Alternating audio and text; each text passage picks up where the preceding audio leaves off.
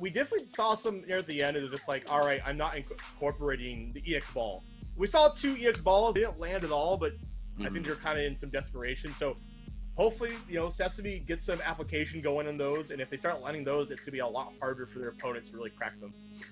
For sure, yeah. But like in the end, you know, that it's that Ken that being able to deal with all these options, and like we said, the damage being like really, really solid, being able to punish these Blanca balls.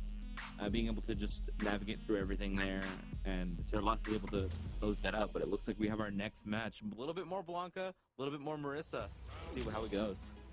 If you guys want to help with a Blanca, then Hoishi, definitely got to give it to you.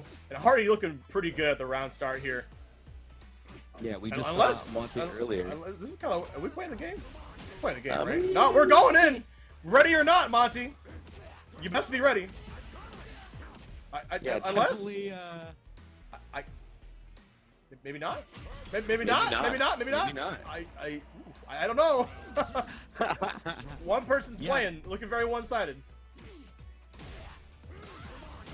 Looks like we're having a little bit of difficulties here with one of the players. I think we're gonna mulligan, as they say. I think we'll get a mulligan. Yeah, it looks like we're just resetting a controller here or something. So. You might have to give us a little bit of a second, but it happens. It happens. Yeah, it definitely happens. Shout out the Hoishi with the double perk. Yeah, I know. But like in terms of that matchup, though, like I'm excited to see how that goes because we were talking earlier about how like Marissa is able to navigate, you know, the neutral pretty well against all these characters. But Blanca, you know, with the strength of Blanca ball in its own right, is really scary to deal with. So hopefully we'll see a pretty tight showing between these two, you know, just being able to navigate and deal with all that, and hopefully we don't get any of the more of that issue, but, you know, we're just hoping for a great showing from both of these players.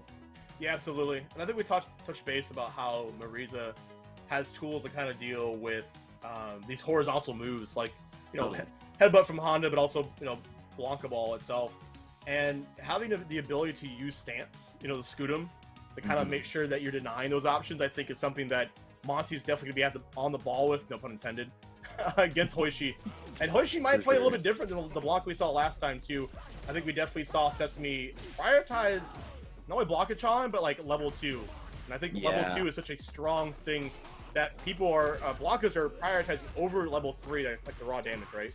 Yeah, I think this is definitely something we'll see more of as we progress into this match, but Monte definitely having to take that all into consideration while they try to control the pace of this game here. Doing a great job so far, but Hoishi, you know, the strong suits of Blanca able to navigate and put this pressure in form so far. Wow, what a crazy jump in reaction to Blanca-chan, still sitting pretty. We haven't used it quite yet. I think it's more just put the fear of God in them. Speaking of putting the fear of God, Monte here comes with the damage.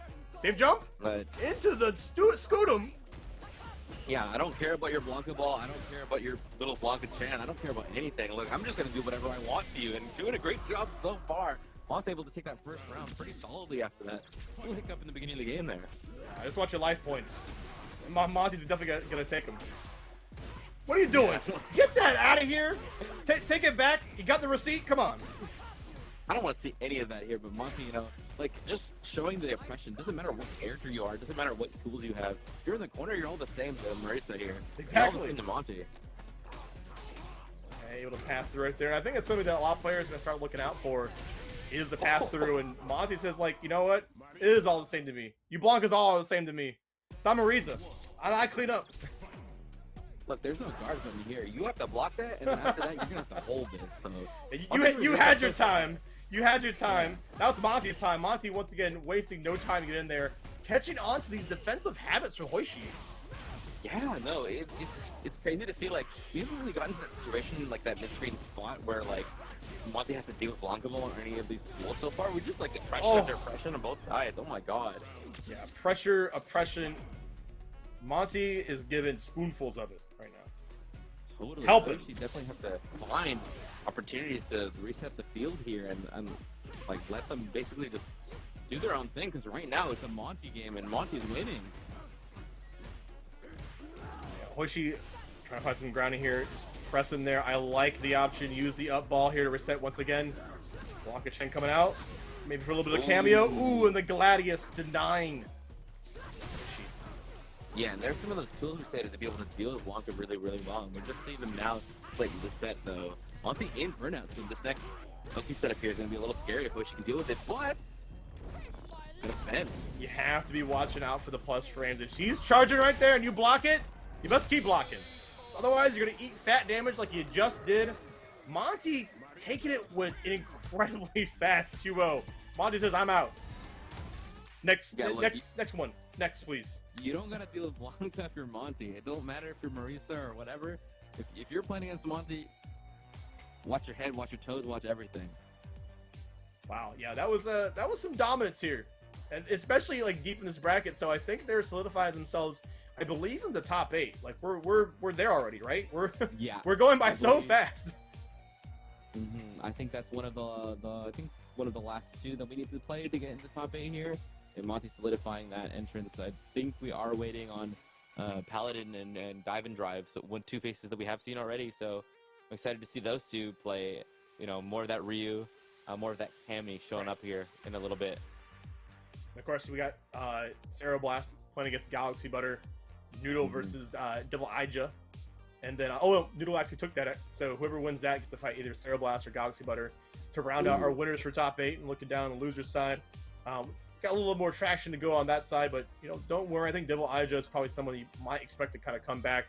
YJK unfortunately is out of the bracket. That Kimberly player with the sauce that was doing so well. Of course, we got Lushi still in P&W staple, Seattle staple, going against Virgo. Already one up, I'm seeing. So maybe it's their time. Maybe it's their time to shine here at Abare. Well, hopefully we'll get to see them a little later on stream or off stream, but excited to see how the rest of that goes. Yeah, it looks like we still have TZ. Superfriends still in the bracket after taking that win over TZ, and then Lushi having to wait for Sesame Fat Boy, that Blanca we just saw earlier versus Mont. So we'll get to see how these matches go to round out the rest of our top 8, but we still have a little bit left to go, and it looks like we have our next 2 players coming in just shortly. Yeah, you're definitely going to start seeing some familiar faces to come back on the stream, as they rightfully earned it. But also, you can probably see some familiar faces, and, you know, of course, some more Street Fighter 6 action at other Vancouver Street Battle events, you know, Wednesdays, Saturdays. Kamala, tell us more about it. 5 p.m. to 11 p.m. That's Street Fighter 6. We have Smash Bros. Ultimate. We have Dragon Ball. We have, I believe it's Tekken and BlazBlue to round out the night there. So variety. Same thing on main stage Saturday as well. So feel free to check that out too. But for now, looks like we got Paladin and DIVEnDRIVE ready. Just double checking our buttons, making sure everything's nice and tidy, ready to go. Cross the T's, dot the I's. But looks like we're going here. I think we're going. I think for real this time. For real. As we're already checking out the incredible buttons from both sides of the players. I don't know. It feels a little bit awkward still. We're trying to get some footing here. But DIVEnDRIVE's just all right. We're gonna take it slow. We're gonna get to know each other, right? Maybe a little handshake. Yeah, no first date yet. This is definitely one of those handshake first date moments, you know, with the 2 matchups. Definitely looking for that Cammy playstyle of, you know, just trying to whiff punish normals, trying to find these confirms into Spiral Arrow, or, you know, Paladin playing that slow methodical Ryu game, just trying to fish and play the Fireball game and having to deal around just whatever Cammy can do to cross through and over. Oh, but you are getting acquainted with this Ryu as Paladin does clean up. Unfortunately, had got some misinputs throughout that series, but it's all about how you finish. It's all about the clutch. DIVEnDRIVE's not to be deterred. Goes low this time. You got to respect my frames. Yeah, right now, though, like I said, we're going to see a lot of that nice catch there with the jump, neutral jump there, using the EXL TP there. But Paladin, spending that meter, just trying to pressure DIVEnDRIVE right now. Gonna be able to block that though. Big punish. Wow, and great stuff from Paladin, recognizing to use a drive rush to start that off, but also getting to reset the drive impact. Make sure we get the Denjin to get the most out of this punish as we're gonna go right into the level 3. That was like all stars aligned. I'm not saying it's over yet. It's almost over. It was so much damage that like I was confused. Okay, there it is. Paladin just saying like it was close enough. It was close enough. Give me the W. Get me on the board. Paladin looking so strong right here. All right, well, let's see. Hopefully, DIVEnDRIVE is. I think they need to dive a little bit more. What do you think? Oh yeah, totally. It's like you see how much Paladin was able to explode DiveNDrive's health bar there at the end, just using that stun combo there to finish the job, and then at the end with the little reset. But Paladin, you know, looking a little different so far. DiveNDrive able to do a little bit more of that diving and driving, able to set the pace of the game here. Hopefully we'll see more of this as we go forward. And spins! Looking like a well-oiled machine, not swerving around here. DiveNDrive did exactly what I was hoping for, and it was a lot more dives that we're starting to see right here. Means that Paladin has to stand out a different kind of ranges to kind of throw off the dive picks. Yeah, I definitely agree. I think there was like a bit of a like too much almost like respect for giving your opponent, where you play like this like waiting game and challenge, and but then Paladin able to take advantage of it so far. Look at these throws. Yeah, DiveNDrive's probably expected, like, it's just Ryu, it's just Pro Tag Man, right? It can't be that scary. Oh no, this hurts, right? Yeah, totally. But able to change it so far, change in the narrative right now, looking pretty good. Seeing if they can close this out, especially with Ryu and Burnout, it's gonna be a lot easier. But see what you can do against Paladin. DiveNDrive's pulling the trigger on these anti-air situations, great jump as well, and just kind of nickel and diving Paladin his life away. Doing a fantastic job as well as that. One on the board for DiveNDrive. Okay, the adaptation is there. Yeah, well, you see like Paladin do these explosive like third life bar combos. You see like DiveNDrive do these death by 1,000 cuts, just do it over and over, catching Paladin, coming in with these jump-ins or these like big buttons in neutral and with punishing for little bits of damage, and it's definitely working out. But we'll see if Paladin can adapt and bring more of nice. More of that oppressive nature in the rest of this match. Yeah, Ken and Spike doing such a good job on the wake up here, also to find kind of the gaps in Paladin's pressure. Paladin also doing a great job of just sniping DiveNDrives out of the air. Unfortunately, it could be a different story when you're dealing with a dive pick. Wake up level 1 does not find its mark. Maybe a little bit overzealous there. DiveNDrive, okay, looking up on Paladin so far here at Winner's Quarters. Yeah, great spot so far here. Able to block that reversal at the end and punish, just finish the job there. Paladin though, nice. Once more, challenging the jump in once more time with the DP. I like that, being very cognizant of what DiveNDrive is trying to do with their jump ins here. And the drive impact! I mean, you had to make a call out, right? There were so many times that, like, at certain distances, it was like, all right, you're gonna dive kick right here, and I'm gonna make a moment out of it. Just like DiveNDrive's making a moment on the wake-up situation. A nice start tech there, reset the situation there. Oh, a little scary. Doesn't get clipped though in Burnout. This is gonna be really, really scary. One more special could do it, but DiveNDrive doing everything in their power to make this not happen. But there it is. Just pulls the trigger on drive impact. Yeah, Paladin's so close to like burning out right there that I think they were willing to take a couple throws and just find their situation. All right, Paladin though, one more chance to help close the deal and put this in their favor, but DiveNDrive doing everything in their power. Really, really scary stuff though. Spending all this meter to keep Cammy in the corner with Paladin. Good God, yeah, DiveNDrive's clipping toes. Also, gotta watch out for the level 3 potentially. It's on deck, so fireballs I think might be off the table. I think Paladin definitely knows that. Ooh, just shy there from the driving pack to hit the wall and flat, but DiveNDrive now has Paladin in the corner to the jump out though. This is so scary. Everybody is jumping here. It can be so hard to anti-air in those 10 situations when you're so close to each other. Ish! Yeah, you uses the DP there. The force knockdown. Okay, respect the frames. Back off. Reset the situation. Dive kick! That's gonna do it. DiveNDrive takes it. Wow. Wow, yeah. And it was just great placements over the, like, the strong normals of Ryu, right? With those dive kicks that create so many great openings for drive and dives as we're going to go on winners. I think Paladin into the losers here. I don't know how you feel about that. That feels like a little bit of an upset, right? Oh, yeah, for sure. DiveNDrive, you know, being a very, very strong player in their own right, having already a couple other Abare appearances where they have made top 8s. So not an unfamiliar face for sure, but Paladin, you know, such a strong Ryu, being able to be challenged by DiveNDrive like this, definitely a shock for sure. And that's consistency, which is like one of the hardest things to do in not only Street Fighter, but like fighting games in general, right? I like to think that like, yeah, you can win, but can you keep winning, right? It's the will to keep winning, right? That's for sure, yeah. DiveNDrive doing a great job of that, you know, especially when you have to deal with such an oppressive Ryu main. But right now. Like that's the name of the game in Street Fighter 6. Can you do that, and can you keep doing that? Can you keep making a name for yourself and paving the road for you to continue your bracket run, or are you just gonna crumble and succumb to all the weaknesses like every other O2, you know?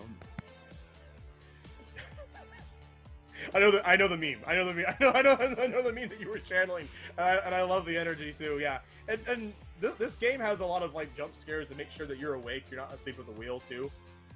So you definitely better keep your reactions in check, because no matter what level of play, they're always going to be present. Oh, totally, yeah. But like we said, yeah, these two players, a really strong showing in their own right. We get to see them move on so far, but Paladin still has another opportunity here in Losers to bring it home and secure the rest of this top 8. We got one more match before we break into our top 8 here. Going pretty fast right now, so appreciate everybody sitting tight. Of course, once again, match arena codes, please. A couple clicks, a few cents, but it does build up, it does matter. So we do appreciate it. It all goes back to a good place. Thanks for sitting tight with us, guys. So once again, I'm for Shaw, Kalma, doing it big with me, the dynamic duo. P&W collaborating. Appreciate it. Yeah, I love to see everyone show up to these brackets. So awesome, whether you're from here in Vancouver or down south in Washington or anywhere else in the PNW or anywhere else in NA. Thank you for joining us tonight here for Abare number 3. I'm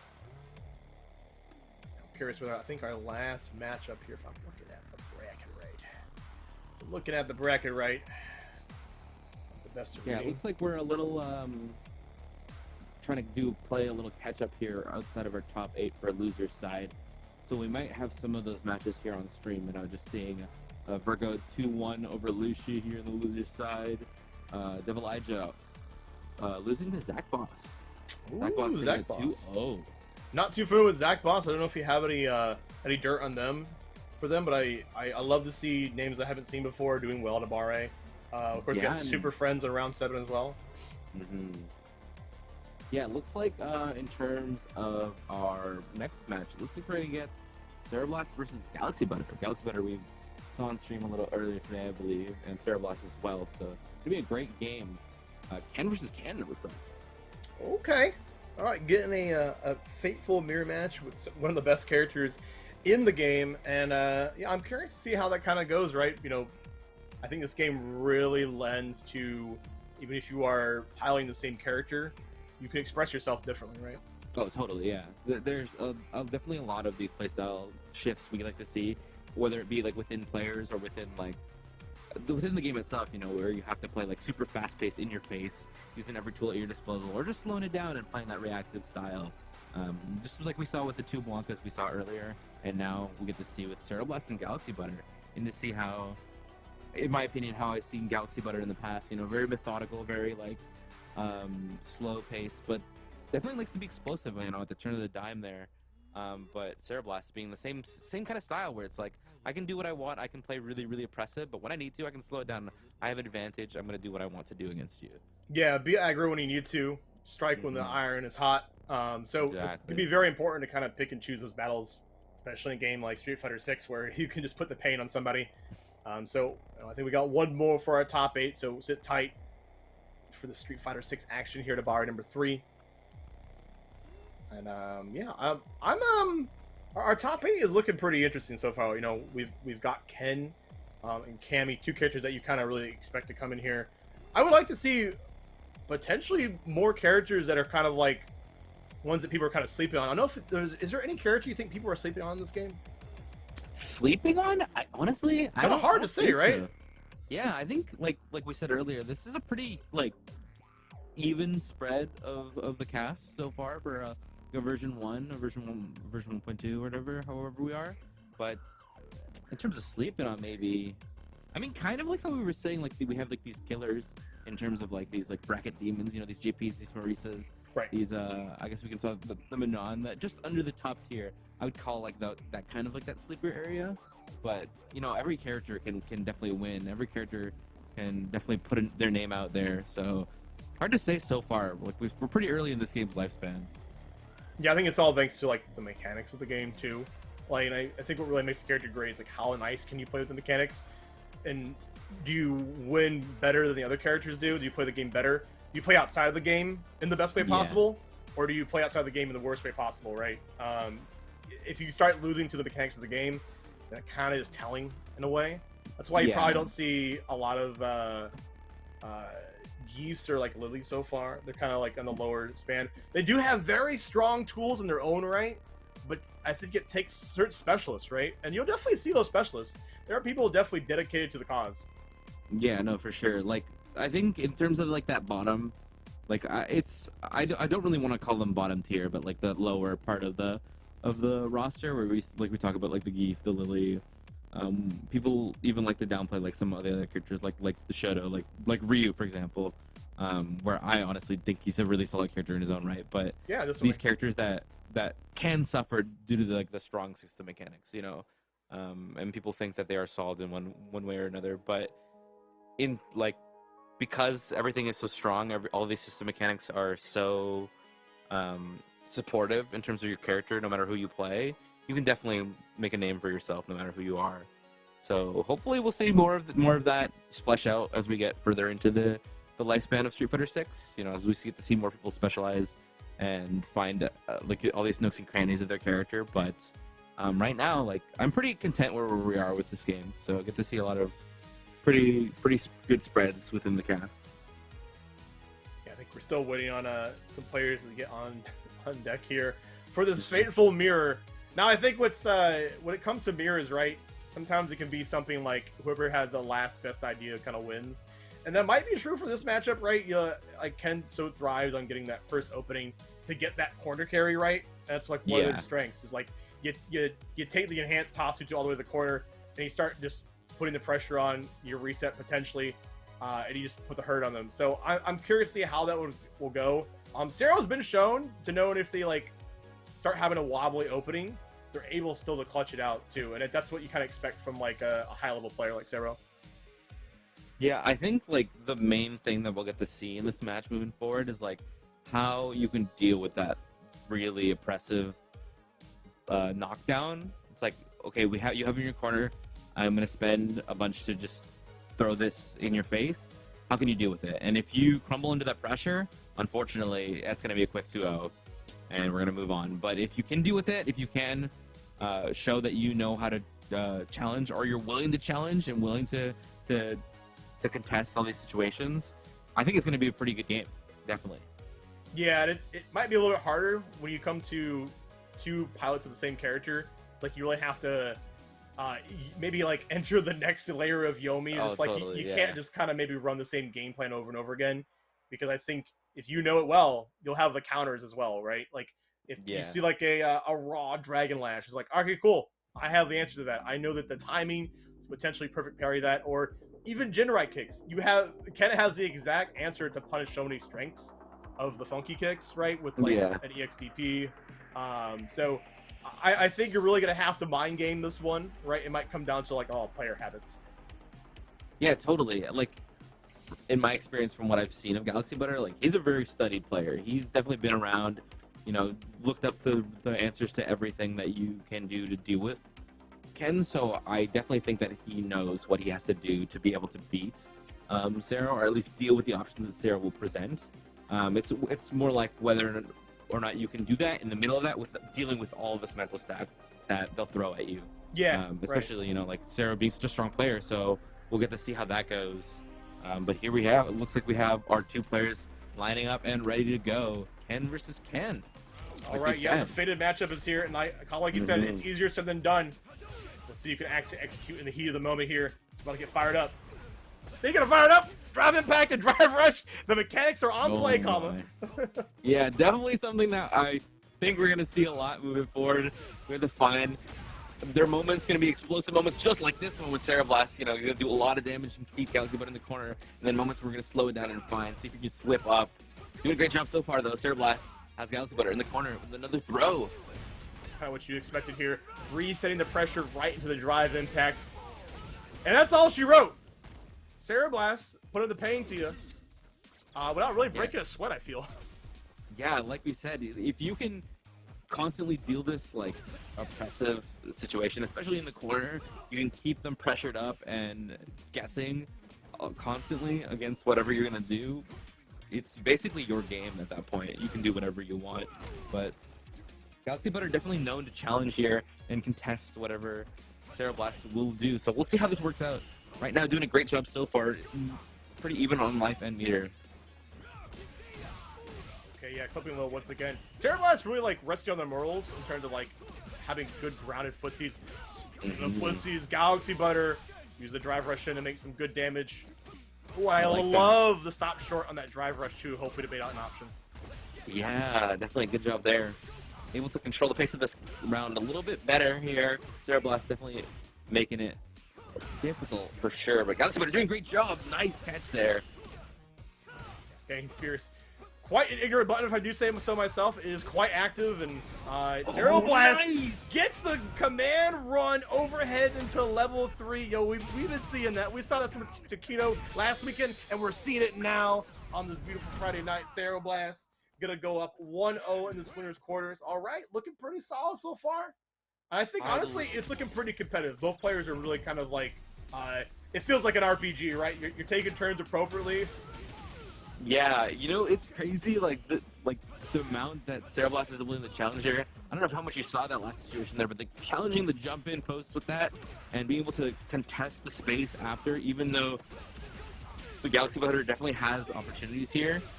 And Ceroblast able to take that game really, really well now. Galaxybutter in the corner one more time, trying to challenge, get stuff there. So many trades happening too. All thanks for like the jump in fierce button is just so crazy that even Ken has a hard time dealing with it. Alright, just fishing now, slowing the pace down. Ceroblast pretty even on life lead with Galaxybutter here. Does have a little bit of a meter disadvantage, so any scary opportunity to be in burnout or to get stuff will be present, but right now we're playing it pretty slow. Okay, yeah, nice. Great call out there. Yeah, you can't be doing the same thing over and over again. It just makes it a little bit more predictable. And Ceroblast is willing to give the call out here into the level 1. And that was absolutely enough. Wow. Okay, Ceroblast. And that's about just picking and choosing your spots wisely. Yeah, I like it. Like we said, the being able to control the pace, speed up, slow it down, dial it in as much as you need to find that opportunity, especially when you know you can definitely kill on the next confirm there. I think what Ceroblast is doing a great job is just kind of like walking Galaxybutter down, knowing that they're kind of a little bit lower on drive gauge, and they like to spend a little bit more on drive rush. Means that like they might act a little bit more hasty in certain situations. Oh, nice challenge in the corner though. Getting the PC throw, gonna get sent right back to the corner. And the anti-air, doing a great job of doing that and stuffing any opportunity Galaxybutter to walk out of this corner. Yeah, prioritize burnout. You said it. Yeah, prioritize the burnout and just play at this amazing range, right? Where like if you jump just like that, you play right to the shore. It's gonna chip. It's gonna chip. That was checkmate. That was so masterfully played. I was like, that was just like some of the best Street Fighter you could ask for, right? You play at the perfect range in the Fireball game while you're in burnout. If you jump, I'm gonna smack you, and then I'm gonna go right for the chip kill. Ceroblast had a game plan in mind and executed perfectly. That was great, you know, just like being able to do that and have the hindsight and just the everything, honestly, to be able to be like, okay, this is my game plan, I'm gonna do this, and you're basically dead. Like, you can't do anything to deal with that unless you are specifically challenging me pressing here. And unfortunately, Galaxybutter being so overwhelmed in the corner, back against the wall, in burnout, no life to deal with. Yeah, that's just something hard to deal with there. Yeah, taking advantage of like the mechanics and the player habits abound. Just like, guys, I need you to take advantage once more of those codes for the match of Reno. Appreciate it, guys. Also, appreciate our sponsors here. You know, we got junk food. You know, my man Kama got that a little bit there. Show it one more time for the fans if you got it. Yeah, thanks again. You know, junk food sponsoring us here. Love their stuff. This is the micro here. I also have their LBX. Great stuff to see there. Some of my favorite gear. Love to use it. Yeah, Jay Wong, your lovable fighting game player and content creator. Man of many different talents. And of course, you know, tell me about Memory Express and Osim. Oh yeah, Memory Express, local guys helping us sponsor not just our setups at the locals, but you know, all our gear here for our show here tonight at Osim. Yeah, another sponsor. Just recently, if you have the slide here, to show us with our chairs and everything. Don't know if we have that ready, but Yeah, Osam, massage chairs and everything. I believe you should have a slide for them. I'm not sure, but If you don't, I'm pretty sure they're like at the gaming stadium, right? If you like, yes, we do have their. If you want to go setups check them there. out, definitely go check them out on some of the events like we have on Wednesdays and Saturdays. Wednesday Warriors and what's the Saturday one called? But it escapes my mind. One more time. Main stage Saturday. Main Feel free to stage check Saturday. that out. Yeah, tons of games there, right? We got Blaze View, Tekken. If there's a game there for you, I guarantee it's somewhere. Even Mario Kart 8 Deluxe. Come on. Yeah. Look, and even it's not even a fighting game. I mean, it kind of is a fighting game if you want to really think about it that hard. But come on, you got a game there for you. We have crazy games on Wednesday, crazy games on Saturday. Feel free to check it out. And even if your game's not there, I bet you there'll be casuals for it too. So feel free to ask around, check it out. And also check out our Okizeme monthly tournament last Saturday of every month. This month, August 26, 2023. Save the date. StarGG/Okizeme38. 38 of them since we've been back. Yeah, thanks to everyone for checking it out. Yeah, always have a great time at Okizeme here. We're going to be having a great time in our top 8 here for Abare, but we're going to be taking a little bit of a break before then. So guys, get your popcorn, get your snacks ready, and get ready for some good Street Fighter 6 action. See you soon.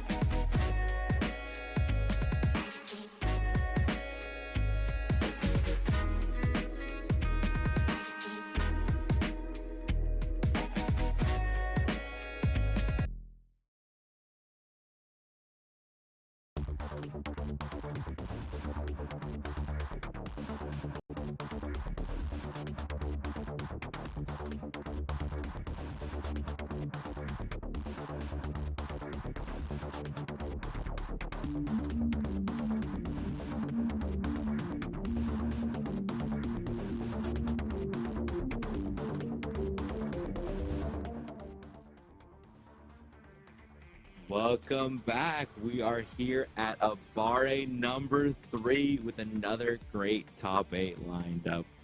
My name is Kalma, and with me I'm with First Shot. How you doing? Doing good, man. Yes, y'all. We are here with some top 8 action at Abare number 3.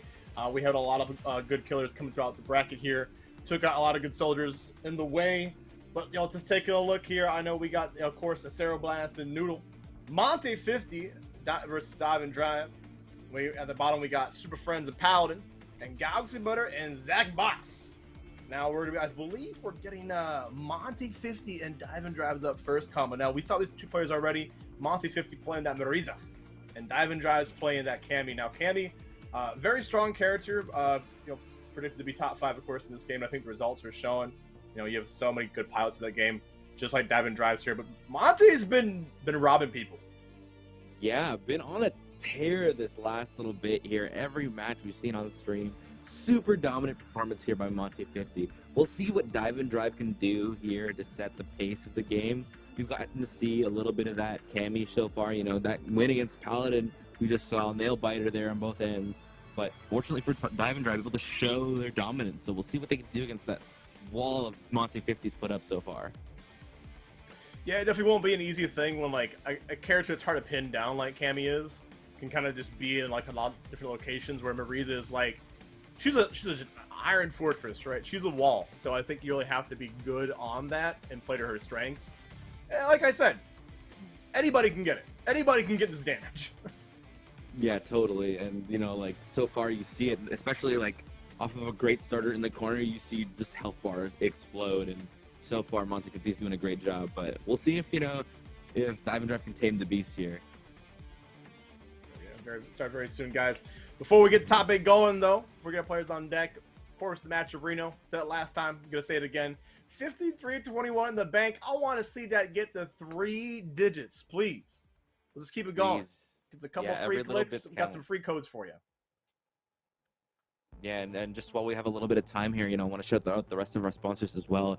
Jaywong, Junk Food Arcades, Memory Express, Osam, Matcherino, TGS. Everyone here takes a little bit part in helping the show run and keeping the lights on. Thank you so much for everyone for helping us get the show on board. And here it looks like we have our 2 players ready to go roaring for our first top 8 match, Monte50 and DIVEnDRIVE.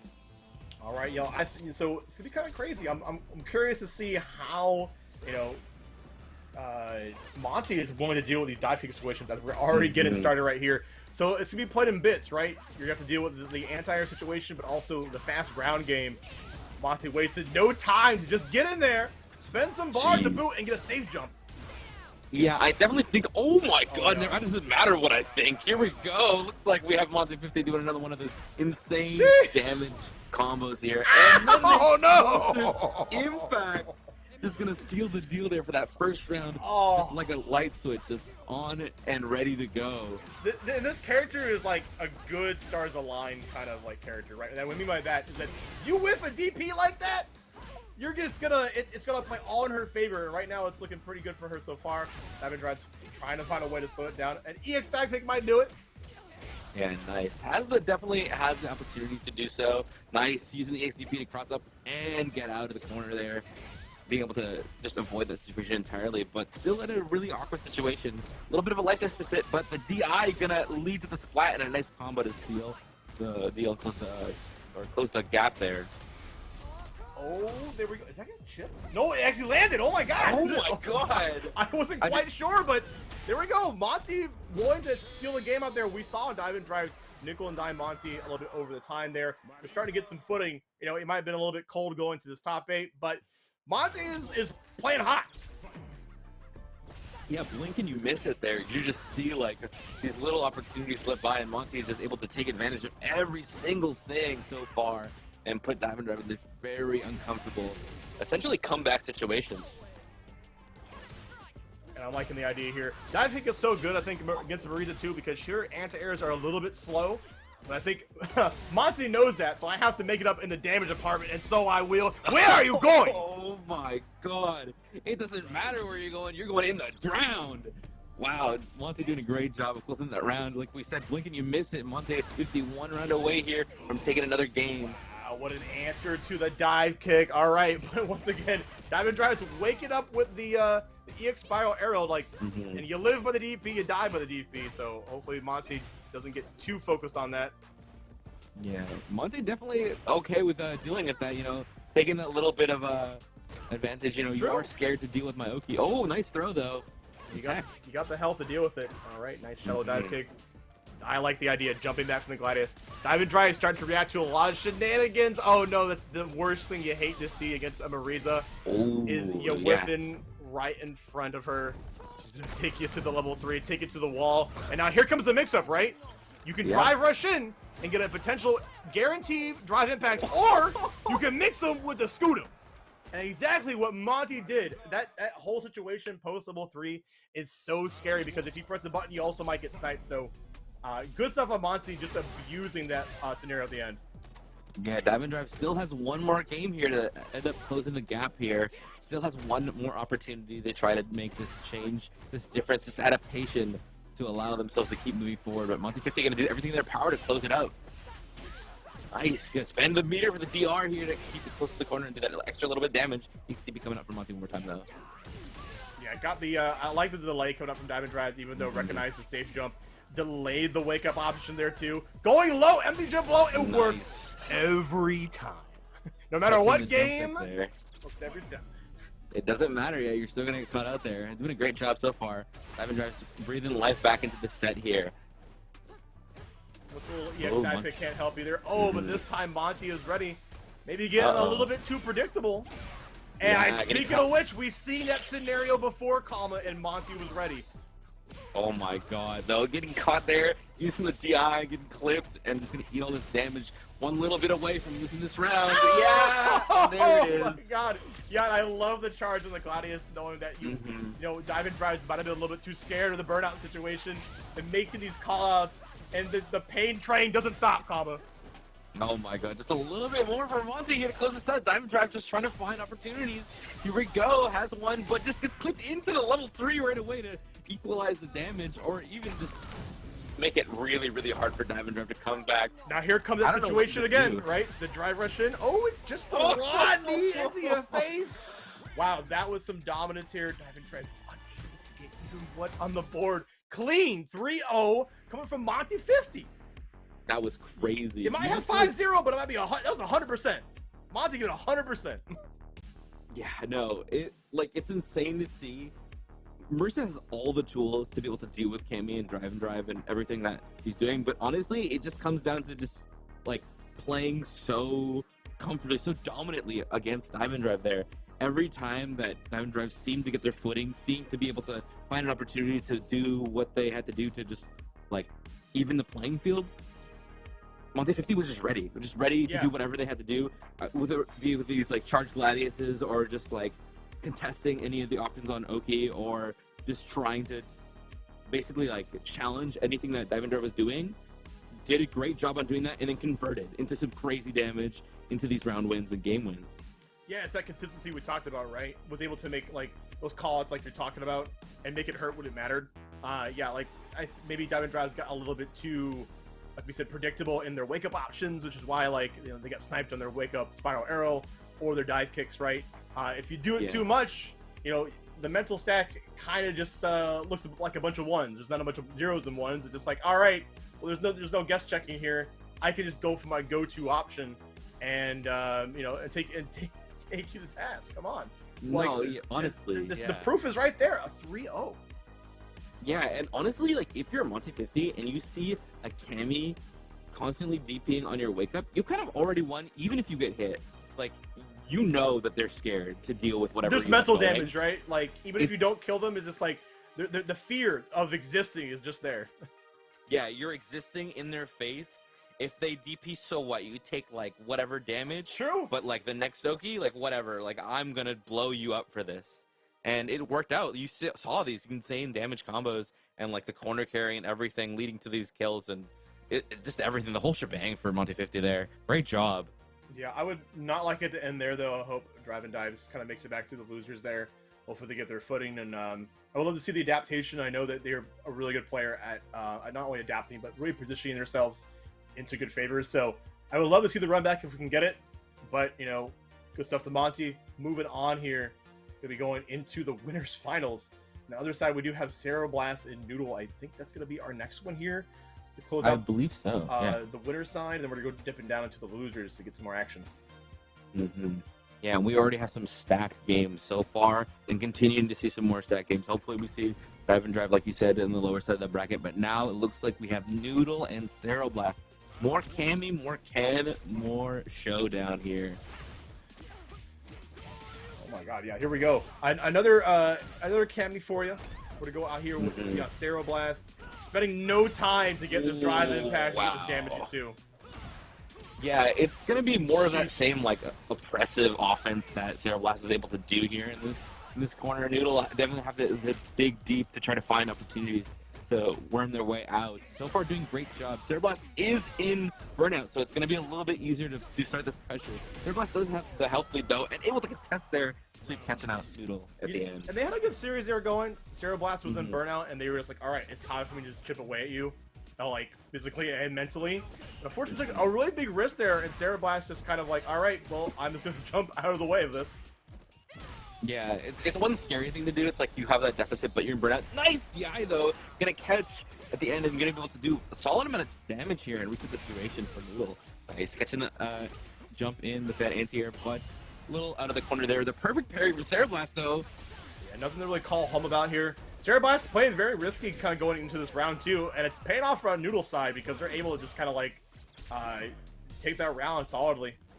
Yeah, I like it. Just playing a little bit more actively there, using the dive kicks to help work their way in here. Yeah, that's definitely gonna hurt. They're gonna go in level 3, waste no time. I do agree with this. Making sure we get some drive gauge back, because if you're kind of up in the burnout side, just a smidge away. It can take one fireball, one normal burnout, right? One normal fireball. There it is. Yeah, one little bit of burnout. Now you have to deal with all this pressure, all this potential chip damage, everything, and Noodle just trying to do their way to fight back and work their way in, so they're not in this defensive position though. That DP's gonna hurt though, and it's been level 3. The blocking time, yes, they are. Nice. They were able to stop short, and I think Ceroblast caught on as just like, all right, the only way you can make this comeback is if you're able to get a level 3 conversion, right? And I think maybe Noodle was fishing a little bit too hard to make it a little bit too reactive for Ceroblast.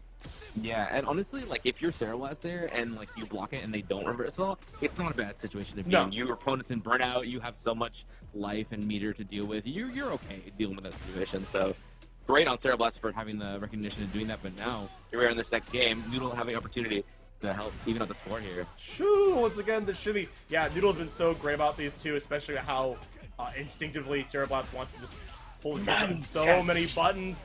Great spacing to boot here. I think Noodle is starting to analyze the situation a little bit better. That's the adaptation we'd be talking about. Yeah, doing that great job of the nice, perfect parry there.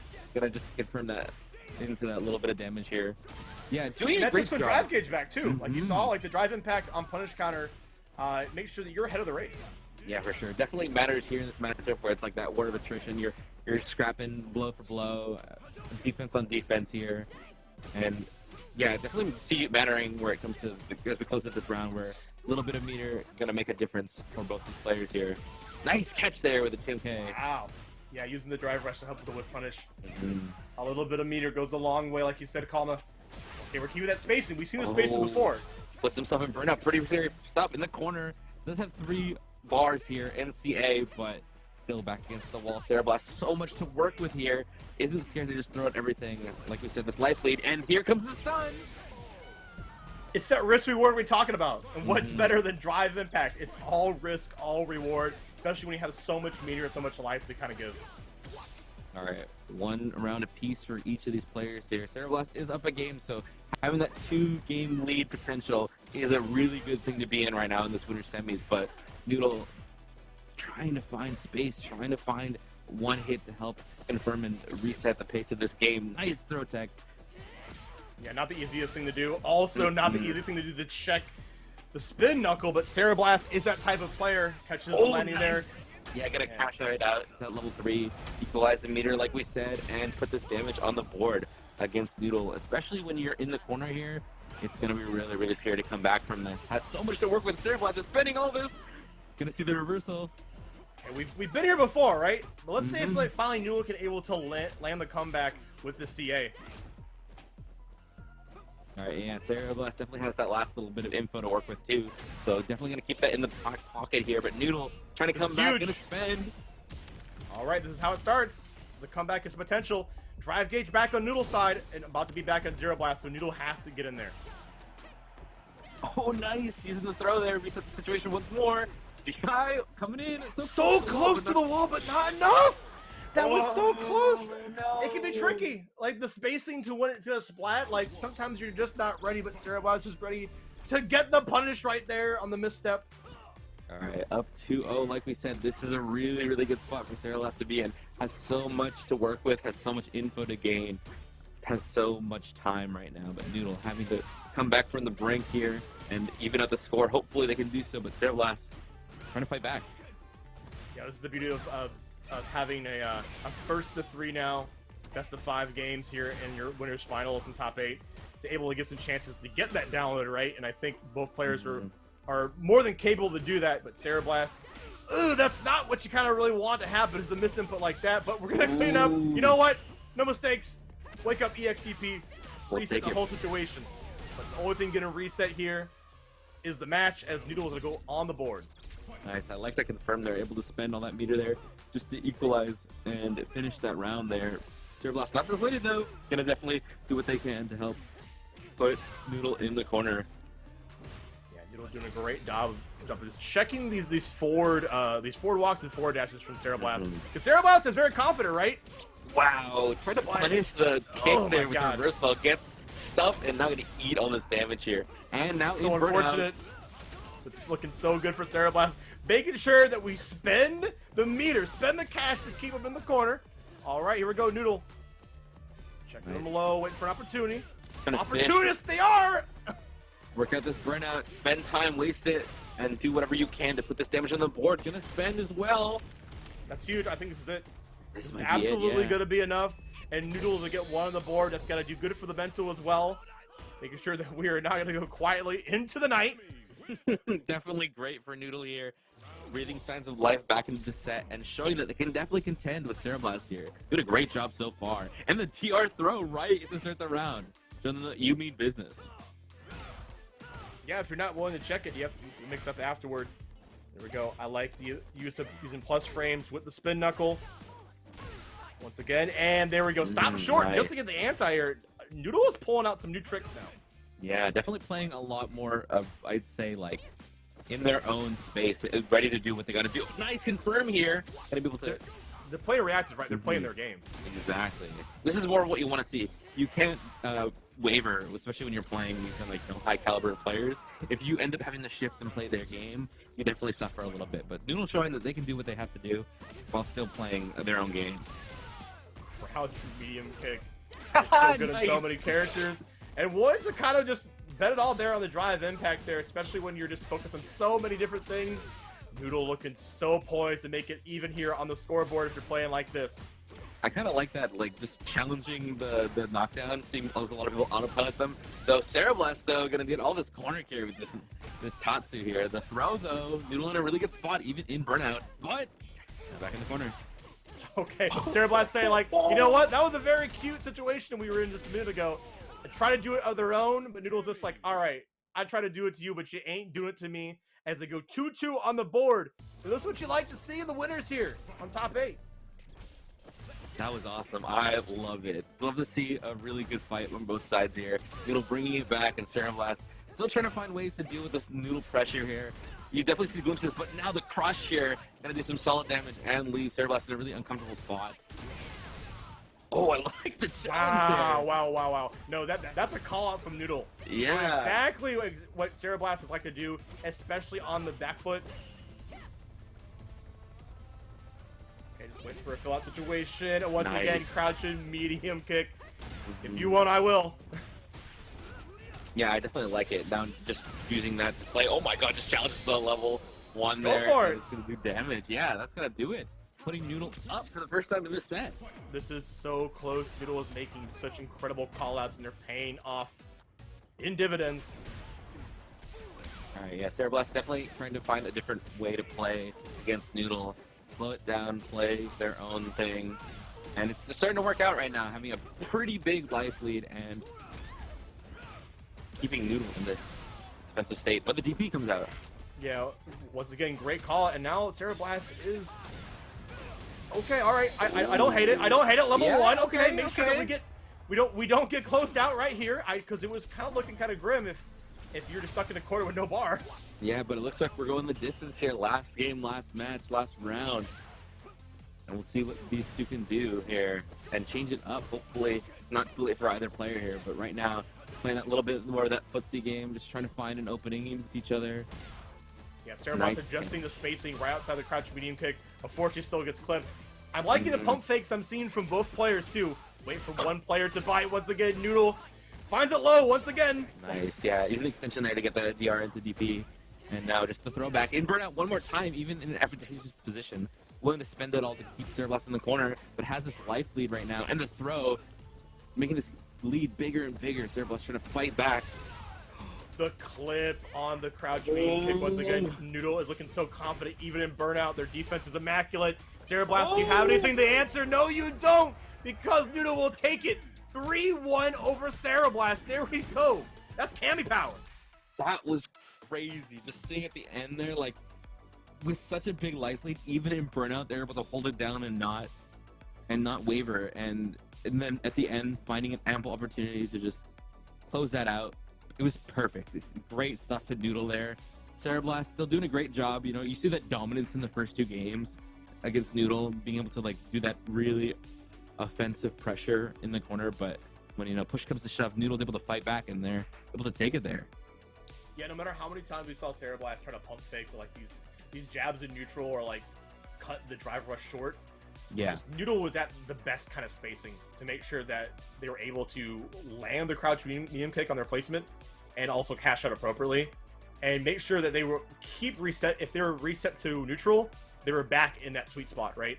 That honestly just didn't stop, and it proved very fruitful for DIVEnDRIVE. So good stuff to them.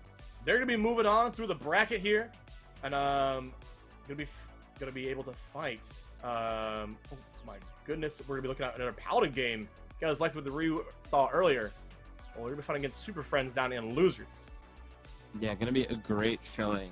And like we said, all of these top 8 matches are gonna be great. Back to back to back, banger after banger. So excited to see Paladin once more with Superfriends up to bat here.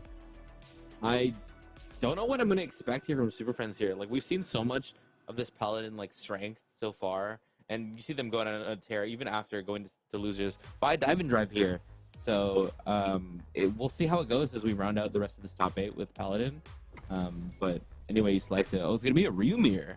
Gonna be a good one to see. All right, Ryu mirror here. Now I know Era's gonna be loving some of this action. Might be taking some notes to see what they kind of like pull out here. And I'm curious to see what this mirror kind of looks like. Is it kind of a game of chicken? We're already seeing Super Friends bring out the donkey kick. Like, it's important to get the knockdown to get the Denjin here, but okay. Paladin wasting no times to put the hurt to Super Friends. Yeah, we'll definitely see, like, you know, these two, like, flex their brain here in terms of their combo writing and the way they play neutral. In the mirror, especially, you get to see how, like, these two playstyles waver or differ and how, you know, be able to play around this. You know, like we said earlier, like, if you know how to deal with an option, like, yeah, I know how to deal with that counterplay. I know how to deal with that layer 3 and 4 and 5, and so we'll see how it flushes out in the set. Yeah, right now I'm seeing dominant play coming out here from Paladin on just like they're able to figure out the exact spacing to throw a donkey kick when Super Friend wants to go for a crouch medium, and just pelleting with the plasma, chucking plasma right now, and kind of outpacing Super Friends in that matter. And also in the health department, Hashogeki, all right, you gotta respect me. Oh, he nice. goes over there, low crushes, looking fantastic, meaty. Yeah, unfortunately wasn't able to catch out there at the end, but regardless, still in a really good spot, has a really solid life lead and meter. So one bad fireball, one weird anti-air, or just even that, and that'll close the round up for Paladin. We talked about it earlier, right? Paladin's so good about out-racing in, like, the projectile department. Just like, all right, if you get stuck in a pattern, I have meter to outpace you right there. So Paladin challenged that, and Super Friends wasn't ready. Yeah, it's one thing. Oh, nice. Getting the jump in, though. Being able to challenge that fireball war so far. I really, really like how despite this challenging fireball war, like, both players are able to find opportunities to punish and move along this, like, the layers so far. Nice Super Friends, though. Yeah, Super Friends not to be deterred what happens with, like, the last game. Just like, all right, I can do what you do, and I can execute it just as cleanly. Yeah, you know, that couple waters back here, able to find opportunities here to close out these rounds, and now putting Paladin in a pretty dangerous situation. Heavy Hashogeki. Oh, doesn't catch the jump in. Wow, yeah, Super Friends was quite not ready. Also not ready for the overhead situation. Tries to go low this time. Yeah. Level 1, gonna deny the mix-up. I like that. Being able to challenge, especially when you're in this really awkward opportunity where you're getting constantly OT'd and just pressed on. The challenging level 1 there is a really good call, but right now it doesn't matter. Oh, this is so scary. Gets caught out of the drive impact. Yeah, I like the idea of using the meaty donkey kick there to hopefully like chip out some drive gauge. But Paladin, I think, has the exact answer for that. Like, the Paladin's like, that's my tool to use, not yours. I like that. Just being on the next step there and already ready to challenge. Definitely scary for Super Friends, but still an ample opportunity. Oh, same brain cell. There. Same brain cell. You know, we're playing the same character. Paladin a little bit step ahead right now as we're getting the strike throw game. Oh, but missed up the frame kill, unfortunately. Ooh, this is huge. This is huge. Yeah. Super Friend has to make this hurt. And they will indeed go into the level 3. I do agree. Alright, yeah, we're going to see how this knockdown looks like here. In the corner has Paladin back against the wall. See what he can do. In burnout, too. So can he eat that? And the double fireball going to close the round out. God. Yeah, honestly, EX Hadoken is so hard to react to, too. And good stuff for Super Friends just to, like, not make anything hasty, right? Gets more on the board. I like the use of the EX fireball, too. Being able to change the pace inside the war there. And at the end, just close up the round with it, too. Nice job there. Using it once more. This time on Paladin's side. There we go. Donkey kick going over the crouch medium kick there. Such great tech in this mirror. Paladin looking so strong once again. Safe jump. All right. Paladin has the setup. Wow. Nice, though. Just like using the DR there. Going into burnout. It doesn't matter, though. Just going to kill. Paladin up another round here. You can't take it with you, so you might as well spend to close out the round. Exactly. Gotta use what you got. Alright, going back up to that mid-range, playing that fireball war. Once again, donkey kick. I would love to see Super Friends maybe call it some donkey kicks with a drive impact. Yeah, not a bad idea. Most of the ones we've seen have been on Paladin's side here. Using the parry, but Paladin ready and challenging. One more time, though. Gonna use the level 1. to end up challenging and getting the charge 3. Yeah, I like this. Once again, trying to find a way out here. EX Fireball, Paladin making great use. Nice Here comes catch. Super Friends reversing the situation. Yeah, using the TMK there to catch the walk forward and then getting the punish out of it. In burnout though, so it's really, really scary spot. Can't really contest a lot of this. Getting counter hit and gonna eat the level 3. Yes, they are. Yeah, it all ended up there. Paladin was just putting low committal jabs out there, making like Super Friends walk back, and as soon as they decided to do it, they caught him. They sniped him with the crouch beating kick, able to land the level 3. You saw it all said and done here. 2-1 on Paladin's side, potentially to go move on to the bracket unless Super Friends has something to say. Yeah, Super Friends though, honestly, from what we've seen so far, definitely has it in them here to keep it going and keep their set life alive here. But this is loser, so you know, loser this will go home. So we'll see what these two can bring out. Or just, you know, go lounge on the couch afterward. Yeah, exactly. they might be already home, but yeah, especially in this online format, they're definitely home. All right, but not right now. Paladin is putting Super Friends in the home, which is the corner. Fighting out there with the plasma. Nice. Oh, and the parry on the donkey kick. Yeah, Paladin's just like I said, it's my move to use, not yours. I'm one step ahead. Some fantastic damage to boot.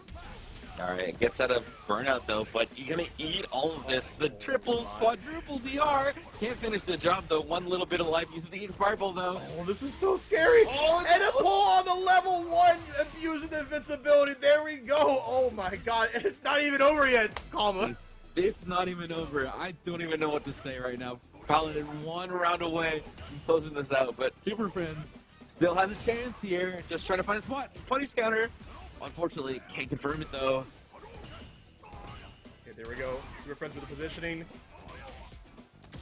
Paladin once again on the back foot. We've seen this before. They have the counter once again. It is EX Hadoken out of the corner.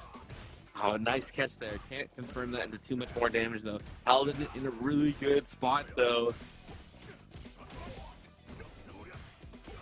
Okay, there we go. Super Nice. Friends was able to get the knockdown, but Paladin is fighting back, but so is Super Friends. Can you ban an option? It doesn't matter if you're burned out, if you're gonna eat all these throws, that's 3! Oh, and there he is! There's the call out we were looking for, Kama! And it only took a couple of throws to condition them. And that's huge. And there's no level 2 now, right?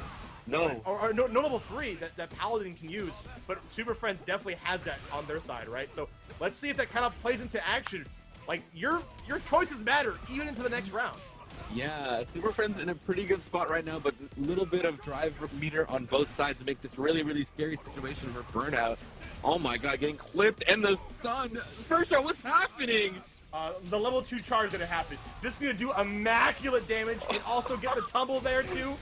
Into the perfect setup. That tumble ended up able to cash out with all the drive rush. The stars aligned for Paladin as they're going to take it over 3-1.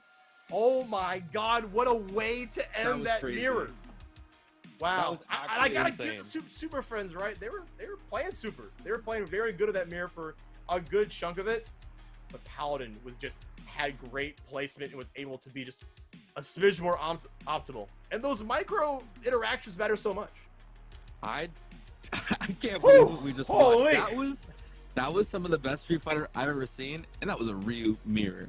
I don't know what to say. Right? That was but crazy. It was so hype. That was awesome. I love to see it. Shout outs to both those two for putting on a show, but Super Friends, unfortunately, or fortunately for Super Friends. Sorry. Fortunately for Paladin, will move on to fight Ceroblast.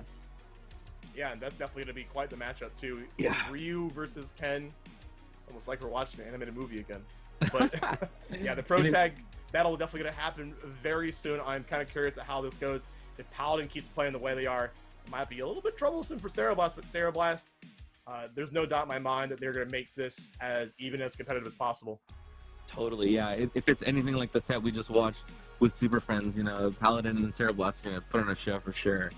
But like we said, all of these matches have been pretty crazy so far. But we still have more to go. I believe we're still lining up Galaxybutter and Zackboz, I believe. Yeah.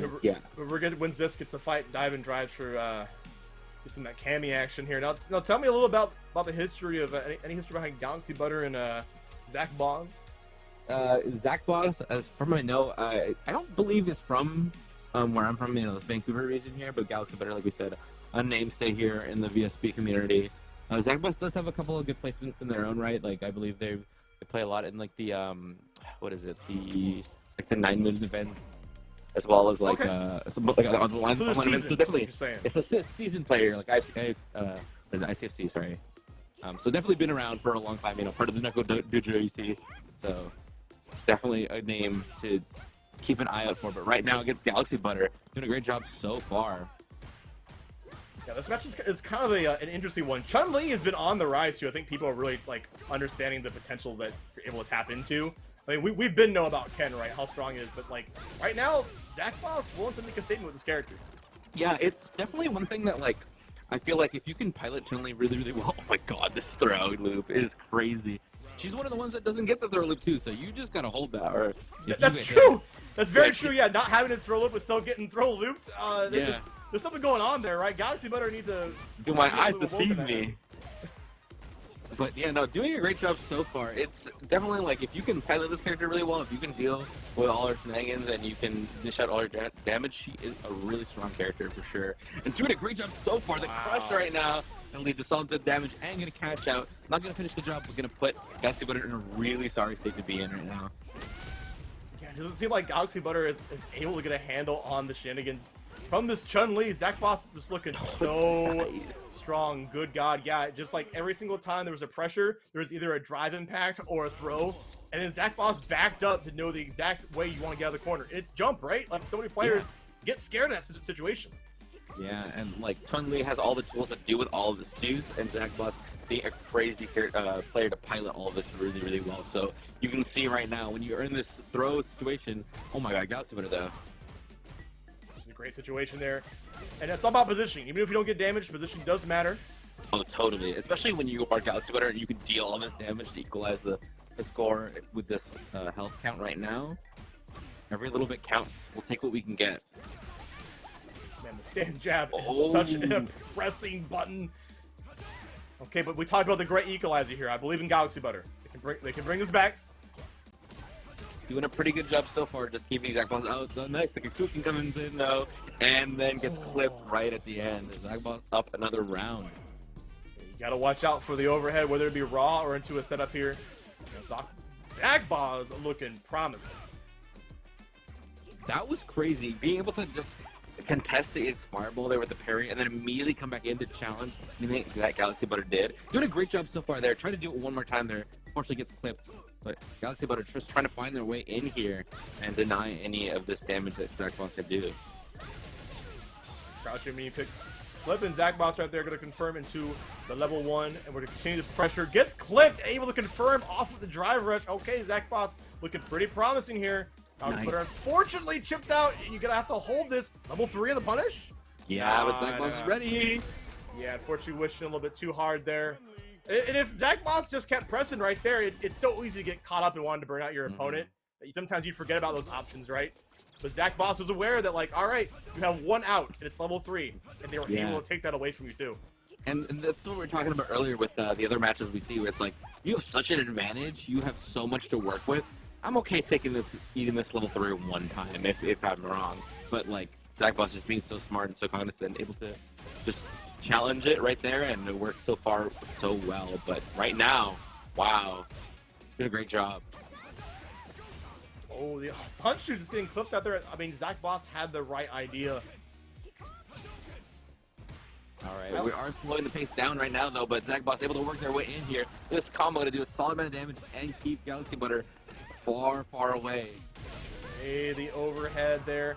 Fortunately, Galaxybutter still having like, some trouble as we're almost potentially a 3-0. I don't want to jinx it too hard there, but it is looking like a struggle. Okay, that's a great opening too. I like the idea of anytime she throws a fireball, you throw a fireball and like try to win that war.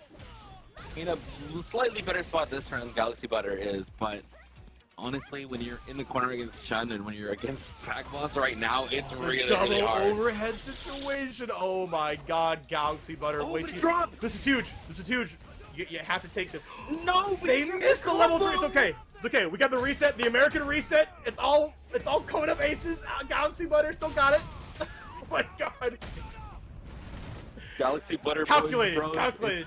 We're back. Hater says it wasn't. Hater says it wasn't calculated. Oh, and the chip will do it. But all I see is a dub on the board. Look, Galaxy Bros, we're so back, so we just gotta We're hold so it. back. It ain't over yet. Oh my god, but Zackboz doing everything to end this right now. Just trying to suffocate Galaxybutter in this corner. He spends the DI, gets the No crush. breathing. Zackboz, don't give a frick. Start bleeding. Uh-oh. Oh, gets clipped through the PC. Gonna spin, and that should do it into a perfect KO for Zackboz there. 3-0. Oh my god. Zackboz doing mad work with the Chun-Li there. I gotta give it to Galaxybutter. Able to put on a show with that kind of like scramble at the end we saw there. Good stuff to them. They're unfortunately going to be out losers. And Zackboz is going to be on to fight. DIVEnDRIVE is the cameo you all know and love. So I'm curious to see how these two Femme Fatales would go at it here. That's I think both these players have been playing pretty hot so far. And that's scary when you're in losers, right? You're fighting for your life. Yeah, it's gonna be pretty rough here, but hopefully, no matter which way you slice it, we're gonna get a great game. Excited to see how we go as we progress further into this bracket here. As I believe now we have our top 4, 5, 6. Yeah, we're whittling down on the top 8. No doubt. The true top 8. I know the top 6 kind of like fooled me for a little bit too during the Evo stuff. So we're still back to the basics, and we're also back to like telling you guys about the match arena as we're coming to a close. $53.21 I see down below. So guys, definitely get it in while the getting is getting good. Also, definitely check out some of our sponsors here. Now, like, Kama, tell us a little bit of shout-outs before we get to the next match. Yeah, before we start, just want to shout out everyone, Jay Wong, Junk Food Arcades, Memory Express, OSIM, and like we said before, Matcherino and TGS Esports for keeping the show for running. But here we go, Ceroblast versus Paladin, Battle of the Shotos. What do you expect to see here today? I expect a show. That's what I expect. Okay, sure. we're just swinging right off the bat here. We've seen the patented just like donkey kick maneuvers that like Paladin likes to throw out in the mid range too. But I think that gets pretty countered hard if Ceroblast is willing to cover the horizontal range with the Hadokens, right? Doing a great job so far, but right now it's just like this fishing game we're seeing Bukini do. Paladin doing a great job of stuffing that anti-air there, or stuffing that with an anti-air there, but right now we're back to neutral, but Ceroblast in burnout, so it's going to be a really scary spot to be in. Okay, great anti-air, but yeah, you can't be just autopiloting your Hadokens, especially when you don't have meter to counter a DI in that situation. You gotta put respect. Yeah, definitely what you have to do here.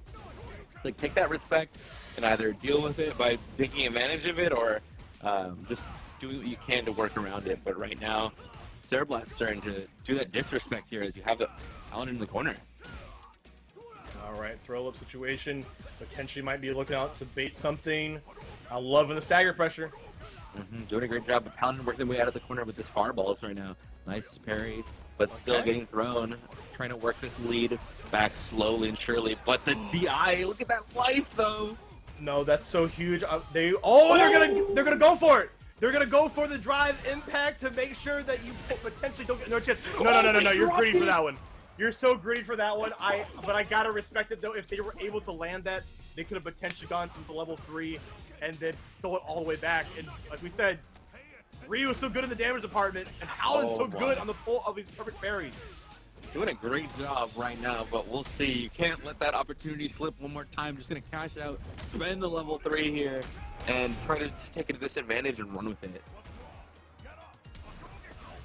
Oh, I love the bait. The bait! People have been showing off that tech, right? If you want to bait a parry situation, use Hashogeki and drive rush in. But even though you caught Ceroblast off kilter, they're able to return the favor with the CA. Sit down and shut up, kid. Yeah, he's still in burnout though, so regardless, if you find one opportunity as Paladin, you might be able to cash out and do what you want. But now Paladin in burnout too, and Ceroblast has so much meter to work with, gonna try to cash out here and equalize that life. The great equalizer is a coming here. Right back into the fireball war, and it's a little bit scary. Yeah, you can't make any sudden movements because Ceroblast is over there in a flash. Yeah, DR into standing medium punch, and then it's all over from there. I blinked. It's now Ceroblast 1-0 over Paladin, but Paladin definitely has the opportunity here to try to even out the score. Has shown that they can do with what Ceroblast is doing and put them in really scary spots. Yeah, early burnout for Ceroblast too, and maybe that's what they kind of want. They've been trying to deny so many mix-ups. Eating that stun, you're not going to die, but you're definitely going to be losing out in the health department. For sure, yeah. A nice CP there to contest the Oki. Doing a great job so far. The throw tech, but right now it's still in Paladin's favor, very slightly. Yeah, so much use of these wake up EXDPs too, and with this constant get stuffed out on the jump in. Yeah. Oh my god. Okay, Paladin, climbing right back, and there we go. Fantastic Shoryuken. I like that. Waiting for the Abare there, and now able to punish that and take that round pretty solidly there. A little bit of a back and forth, but Paladin able to take that in the end and just run with it. Yeah, I think Paladin's starting to get hopefully a handle on the habits, because Ceroblast is just so much willing to spend drive gauge over that, which makes the end game kind of a scramble as we've been seeing. Nice. I love the confirm there with the DR to carry all the way to the corner and get that little bit of extra damage. And now Ceroblast in that part where they shine, the perfect parry on the DI. Wow, what a reaction coming from Paladin. Knew that was coming, and also knew that this next drive impact was also coming. You're getting desperate in the corner, Cero, and that's going to lead to a stun. Denshin on deck. That was amazing. The call out, the DI into the stun, gonna cash out here and close out the round. Yeah, that's it. That's his CA. Everything was turned up as aces for Paladin at the end there. Getting a stun against Ryu is absolutely sometimes a death sentence, like you just saw, because you're able to get all the resources to amount to the situation. Also trying to bait out with the Hashogeki once again. I kind of love how much Paladin is willing to, like, I don't want to call it gambling, but it kind of is gambling, where it's like, I want to reset the situation and just completely destroy your health bar. And it worked out there at the end, but we'll see if Cero can catch on to that. As already in the past, but we'll see if as we move further into the set, we'll see more of that. This is coming out pretty damn even there. Once again, EXDP denying any semblance of mix-up. Paladin says, you know what, I got that too. Got that in spades. Yeah, both in burnout. Just name of the game here. Who's in burnout first? Who can do the most damage while the other's in burnout? And there it is. Paladin putting more damage on the board and closing out that round with the catch there. Standing heavy kick. We'll seal the deal. Paladin does a great job of now standing kind of out of the range and walking in and out, and then when you least expect it, you use these burst options like just raw drive rush, right? Yeah, doing a great job so far. Using their meter pretty responsibly, but at the same time, it's like putting themselves in a deficit because they know that it's going to lead into really advantageous situations. Hey, Ceroblast able to win on the Fireball Wars thanks to the EX Hadoken. Now we've been here before. The pressure is real. Really scary spot for Paladin right now. So close to burnout, so close to deficit here, so close to losing the round, and they do! Ceroblast evening up the round count here. It can be so scary in the corner because Ken's walk back speed is so amazing when you have a button like, wow, just no fear. Just like you get in that corner. Oh, and the call out with the drive impact on the Hadoken. Just playing just so solid right now, Ceroblast. Yeah, doing a great job right now. Like, just spending all their resources to try to challenge anything that Paladin is doing. It's like that weaving between the disrespect and the respect. Wow, that nice catch with the DI gonna lead to this insane damage, and just barely. Yeah, there was definitely scaling on there, and Paladin getting a little bit desperate there on the throw loop, knowing that there was not much in terms of a mix-up there, but yeah, Ceroblast looking pretty hot there. 2-1 so far. These EX Tatsus have been kind of like, I think, throwing off Paladin off kilter. They're trying to get the hang of it. Yeah, no, doing a great job right now of, like, basically playing this really, I don't know what you're going to do kind of game. It's like, there's so many options, influxing, and just basically creating a really scary game for Paladin to deal with. But right now, seeing what you can do to fight back. Paladin's trying their best. We've seen Ceroblast kind of stop on the using the EXDPs, right? Against like all this pressure, knowing that it's kind of caused them a little more trouble. So, and I think that adaptation to that might be paying off a little bit for them. Yep, and gets the cross up. Tatsu, Ceroblast was aware of that setup, and all right, we're potentially on the final round unless Paladin has something to say about that. Gonna be trying their best here to try and grasp on a little bit longer, but Ceroblast doing a great start here, just mixing up after all of these enders. doing the throw, and we're back to the corner. Going with the DR. Nice contest there. Throw with the reset. Fantastic. Yeah, the speed at which Ceroblast is playing might be just a little bit too much for Paladin, comma. Oh my god, just trying to find a way out. The parry. Can't finish the job though. Paladin can tend to hold down back just a little bit longer. Ceroblast in burnout, but still in a really awkward spot. Has 3 bars to challenge any of these fireballs. Just waiting for an opportunity to bite, but Paladin... The CA is on deck. Yep, they're going to put him in a burnout, like a pseudo-infinite, as some people like to call. He's going to chip away. Oh. This is huge. Yes, go into the level 3. All right, we're going to stop time. And this is huge. This next mix-up is potentially the last. Trying to equalize this burnout here, putting themselves in a really scary situation regardless, and going to try to go for the chip kill. Just whip. Oh, no. I think they maybe misjudged the spacing, but now they are out of a level 3. So Paladin potentially could show signs of life here. Yeah, has one more chance here to bring it back. Fortunately, gratefully gifted by Ceroblast, but right now, going to do what they can with it. Nice Paladin here. Has such a great start, and there it is, the bait on the EXDP. Oh, I love it. Gonna spend all there just to try to get that extra little bit of damage. Nice. And gonna spend. Appropriate spending that is, too. Paladin has been so optimal in all their situations to make it hurt. And now it ends up being 2-2 for there. We thought it was over, comma. We spoke a little too soon. Paladin, just a second wind, I feel. Yeah, no, for sure. Just giving us an absolute banger of a show so far. Just like we saw previously. But right now, oh my god, the DI strain. Gonna go for some nice damage and gonna cash out a little bit. Putting Ceroblast in burnout one more time. It's just the name of the game of the set, first time. We just see a lot of these advantageous situations. Oh my god. The pressure has been so immaculate from Paladin. It just does not stop. Okay, unfortunately, didn't get too much off of that, but Ceroblast is gonna fight right back. Okay, cross-up situation. Oh. That worked earlier in Paladin, so I don't blame Ceroblast going for it again. Go for the challenge there with the level 2. Woo! Yeah, I feel like that was kind of a risk, but Paladin was able to make that. All right, here we go. Now it's on Paladin's side. Let's see how Ceroblast can go. First time this set, Paladin's able to have an advantage going forward, and with the DI to boot, we're in a really, really good spot. Ceroblast having to play on the back foot now. Oh, that's huge. Back throw positioning for Ceroblast. And there we go, the drive impact, the first one on the donkey kick. We talked about it earlier, comma. It might be the way we could turn the tide. Oh, gets out of the corner though, trying to reset. Tried to jump back, I think, with the jumping medium kick to try to catch the jump out. But unfortunately, it's stuck here. Now in a really weird situation, a little close to the corner. Ceroblast trying to work their way out, but Paladin keeping them back in.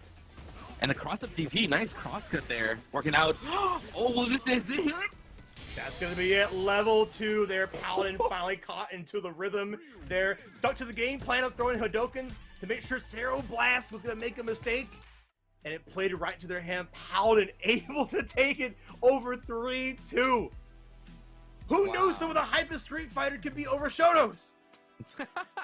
Definitely not what I expected to see, but I'm so grateful to see that. Battle of the Shotos. Ryu coming out on top here today. Paladin taking that with 2 amazing shows back after back. Yeah, both players put on quite the show indeed. Down to the wire, I might add. Ceroblast, unfortunately, going to be going out of here. Paladin doing just OD. He's OD. He's spending OD, and he is OD. Yeah, it's crazy just seeing like all this go like back and forth. Like I said earlier, burnout being such a strong situation to put your opponent in, cashing out all this damage, cashing out all this meter to put your opponents in such disadvantageous positions, and then able to work around that to close out rounds. But even being able to work with that when you're put in that position too, and make it so I'm just not gonna lie down here and take it. I'm gonna fight back, and I'm gonna still challenge you, even though you have the advantage.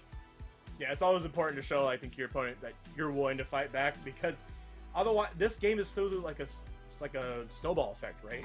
Like it's kind of reminiscent of old games where, like, if you let your opponent have any way with you, it just could end in a flash. Well, hopefully we'll end very soon for our next match here as we're going on. Wasted no time. DiveNDrive versus Zackboz with the Chun-Li like we saw earlier. Yeah, gonna be a great show so far. Or sorry, moving forward from these two. I'd like to see how DiveNDrive can deal with all this pressure that Zackboz has done so far. We've seen how oppressive Zackboz can be with the Chun-Li, and right now when you're in front of the corner, same thing. It's going to be pretty annoying to deal with. DivenDrive just trying to find a spot, but just gets stunned. And I think the title for Zackboz fits it well. Little by little, and little by little, we are just chipping away at DivenDrive's mental and health bar. It's looking so great. Oh yeah, my God. Zackboz just sitting pretty so far.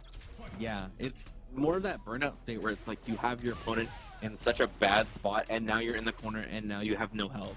So you just gotta find your way out, find the piece of the puzzle. But right now, I don't know where DiveNDrive's looking. We're gonna see what they can find. Able to get a shimmy there, and it's looking pretty good so far. I think this would. Oh, might have been a misinput there, but yeah, you. Fortunately for Zackboz, why you gonna make me look like that? You know, I was giving you such praise. It's okay. Zackboz able to kind of hold their ground, able to fight back. Like we talked about, you gotta be willing to fight back. Yeah, even when you're down. All right, DiveNDrive using this to capitalize though. Still has Zackboz in burnout, trying to find a way to close up this round here. But Zackboz not gonna take it down line. Yeah, okay, gets clipped there though with the dive kick. Yeah, able to even up right there too. Level 3 on Zackboz sign. Let's see if they can kind of find a situation to make that happen. And also on the onus of DiveNDrive, maybe to bait it. For sure. Okay, just for level 2, I like it. You know, maybe that's the optimal spending there, and able to get a mix-up off of it. And that's important, right, is the utility. Yeah, I think so too. Yeah, being able to spill in the level 2, especially mid-screen where you get potential mix there, and especially if DiveNDrive is not looking for it. But oh my god, look at this damage coming up from Zackboz so far. DiveNDrive's denying the overhead here. It has a little bit of life left. You can always still win, though. Never give in. Yeah, as we've seen so far, even if you're little sliver of light, you will fight back. You must fight back, and DiveNDrive doing a great job so far. Oh my god, it baits the wait! Oh, no way! What? Oh no, that's so unfortunate. I was gonna say, they were able to block so many mix-ups, and like, it was just good on the offense. Oh no, I would hate to be in that situation, Colin. I really would. What a gracious hitbox that Chun-Li was bestowed. Yo, Capcom. Yo, Capcom. Hello? Capcom, I need you to pick up the phone and take a look at that one. Just like I need DiveNDrive to also pick up the phone for opportunity to still win this set. What is happening? Just as DiveNDrive had an opportunity to just close that out. Oh. You blink and you miss it, man. It's crazy, but right now, I'm still like really for that one, but the show must go on here. There's no pretty even there. Yep, there we go. Classic fireball trap coming out from Zackboz there, going up on the rounds. That was actually crazy. And I'm still thinking about that last match. But right now we must move. We must keep going. DiveNDrive's gonna do what they can too to move on. Yeah, even though you rob them there, you can still win the set here. You have to be focused on the current match, and it's sometimes gonna be hard, but this is why they're top-notch players. Look, if you can get robbed, you can rob too. So we'll see what DiveNDrive can do. We'll see what DiveNDrive can do here. Both in burnout though, still in a pretty big deficit, but does have Zackboz in a pretty awkward spot. So gonna try what they do what they can to try to reset. Nice throw though. Gonna catch Zackboz. Okay, yeah, nothing too detrimental from that drive. In fact, I think if your DiveNDrive, you're sitting okay. But unfortunately, the crouch fierce catching you off guard. Zackboz going now 2-0. The robbery still continues, Kama. Yeah, as you know, like I said, DiveNDrive has to keep moving forward despite that. Still has opportunities here to try to find Zackboz, catch them off guard, but it's looking pretty rough right now. Zackboz does have control over the game, and we'll see what DiveNDrive can do. Yeah, it's seeming hard for DiveNDrive to control the tempo of the match there, but, even using EX dive pick doesn't seem to be enough, too. Yeah, no, it's crazy because, you do see DiveNDrive put Zackboz in these corner scenarios, but look at this! Another one. The overhead! Jesus, Zackboz wasting no time. Wasted no time to potentially get a 3-0 here. Kama, what do you think the adjustment needs to be? Is it a better spacing? Is it just like we gotta start just pulling out the stops somehow? Well, look, we need to dig deep for this one for DiveNDrive because right now it definitely feels like DiveNDrive does have opportunities to put Zackboz in the corner and be able to run their suite against them. But you see this when push comes to shove and it's the other way around. being able to like react to this mix and deal with everything that Zackboz is putting their way. Oh my god, nice contest of the challenge, and just gonna spin right into the level 2. Yeah, that's fine. We saw the mix up earlier, right? This time we stay in front, and great. Able to block both, able to defend against both mix-ups there. DIVEnDRIVE is showing some signs of life. I can't even talk. You're making me speak different languages. Look, I don't know what language this is, but this is the language of pain right now. DIVEnDRIVE still. Oh no! Here we go. Flipped. Able to deny any forward movement there. Zackboz taking it 3-0. That was crazy. Quite the wild set there, especially in the first one with the Hasho, with the level 1. Yeah. The Kikosho hitbox it was something else, and I hope they don't think about it too much. I hope they can just like, all right, wipe their hands and go enjoy the Friday night. Unfortunate situation. They had the right call, but it is Zackboz who does take it 3-0 to move on through Abare number 3. It's actually like, honestly, despite that, like, though, you can definitely see DIVEnDRIVE did have the right idea, and there were points where, you know, once he was able to get a foothold on whatever Zackboz was doing, they were able to run their camp plan. But Zackboz not only was able to contest and challenge all of this pressure that DIVEnDRIVE was doing, was able to just, you know, capitalize on that. And then same thing, just lead into this crazy damage and confirm, and then just flip the script and put themselves in that advantageous spot. So shout outs to both of them, but Zackboz will hold that steady and move forward in the bracket. Great stuff for both of these players right now.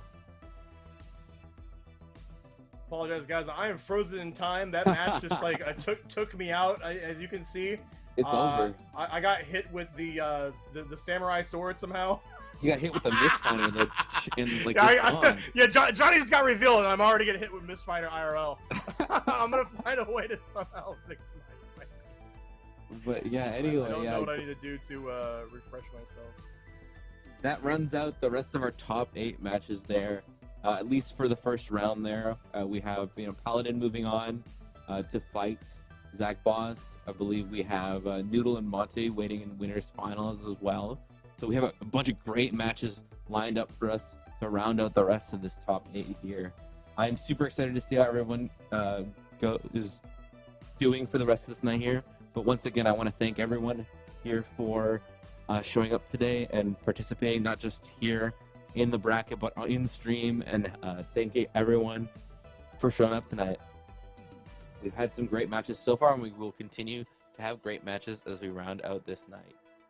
All right, yes, I'm out of IRL burnout. I am back. All right, I appreciate Kama carrying me there for a second.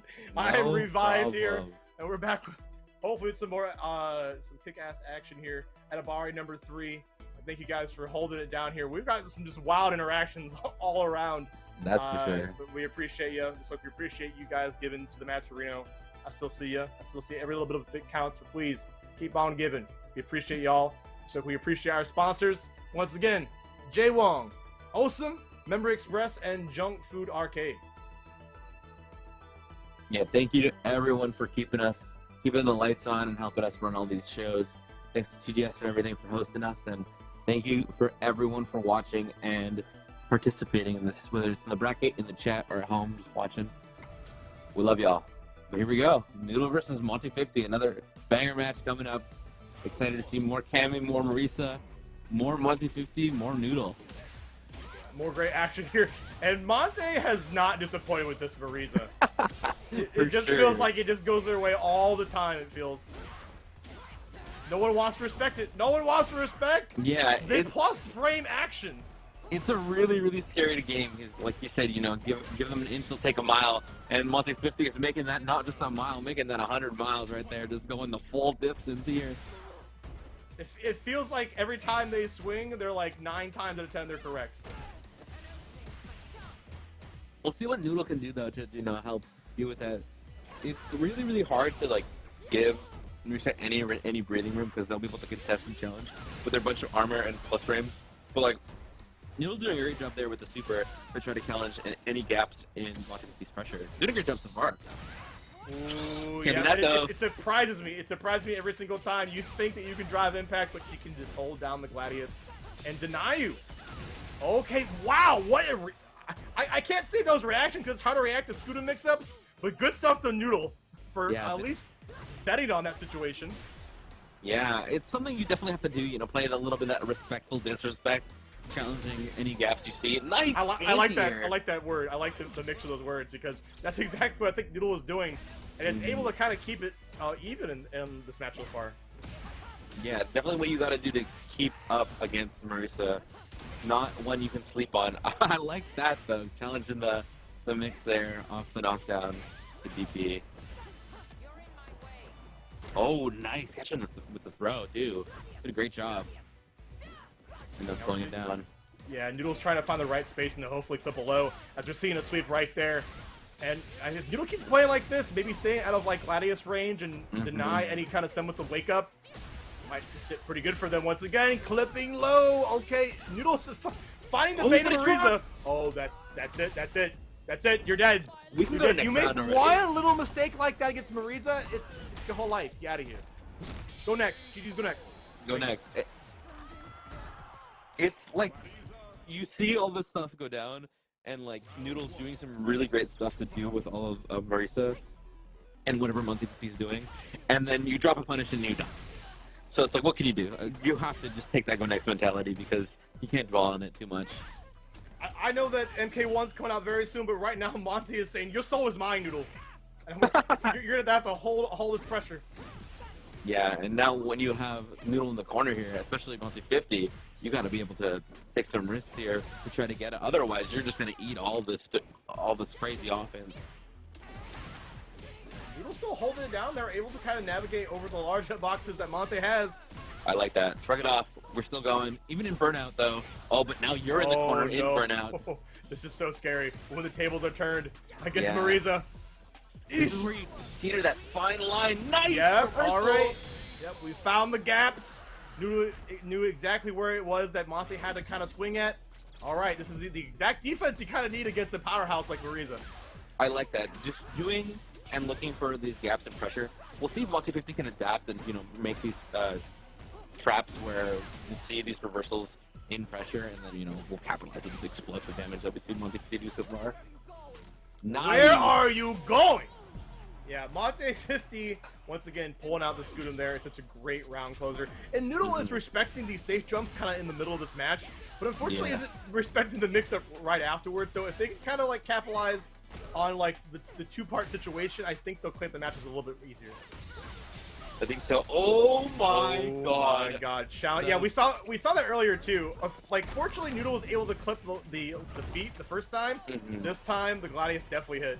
Look at that health bar. The butter disintegrate. And nice last second DI there. Gonna be able to close that interaction. Won't kill here, but will put Noodle in a pretty awesome situation now. Equalizing the health. Yeah, it's the burnout that does matter here. You have to play very carefully because Marisa still can fight. She can still box. She can still Gladius. All right, one more thing. Ooh. Oh, that was so scary. Scary there. Was it trade? No. Oh, no. You can't be making like misinputs like that too, especially against Marisa in winners finals. All right, Noodle still has another chance here though to try to bring this back. Monte50 played a great show so far, but Noodle definitely have to find ways to shut down Monte50 here. We saw earlier that they're able to kind of like jump out of the way of the anti-air, so if they keep making these cross-up attempts, and Monte50's not ready, so maybe that's like the special sauce that we need. Nice catch with the dive kick. Oh, the Oki though. Monte50 ready to challenge. Hey. Yeah, Marisa just gets like these incredible like auto-time meaties that like make you think that you can challenge them, but you just can't sometimes. You have to really respect her. Okay, the DI here in the corner too. He'll lead some good combos. Gonna spend burnout here too, but unfortunately won't kill. Nice, he's the low there on the wake up. Yeah, I like the whole series coming out from Noodle too, showing signs of life. All right, here we go. Monte50 though, not gonna take this fight lying down and just try to find. Oh, the DP! The bait, and we talked about like last time. You have to show respect, even if it is the meaty. Oh no! What I say? RESBCT. What does it mean to me? What does it mean to you, Kama? What does it mean to anybody? I don't know. What does it mean to sing to Noodle? Because Monte is gonna take it all. I don't know what it means to Noodle, but right now, this game must mean a lot to Noodle if he wants to stay in this winner's finals here. Nice, gonna catch out here. Gonna try to just basically take this advantage and run with it. Reset that meter and put Monte50 in an awkward situation. Oh no, Ooh. the armor saving Monty in that situation. And we're gonna go right into the level 3. You know, and I joke around about so much respect, but you have to play the right kind of respect, right? It's the calculated risk reward. Once again, level 3 mix up. There it is. Drive rush into drive impact.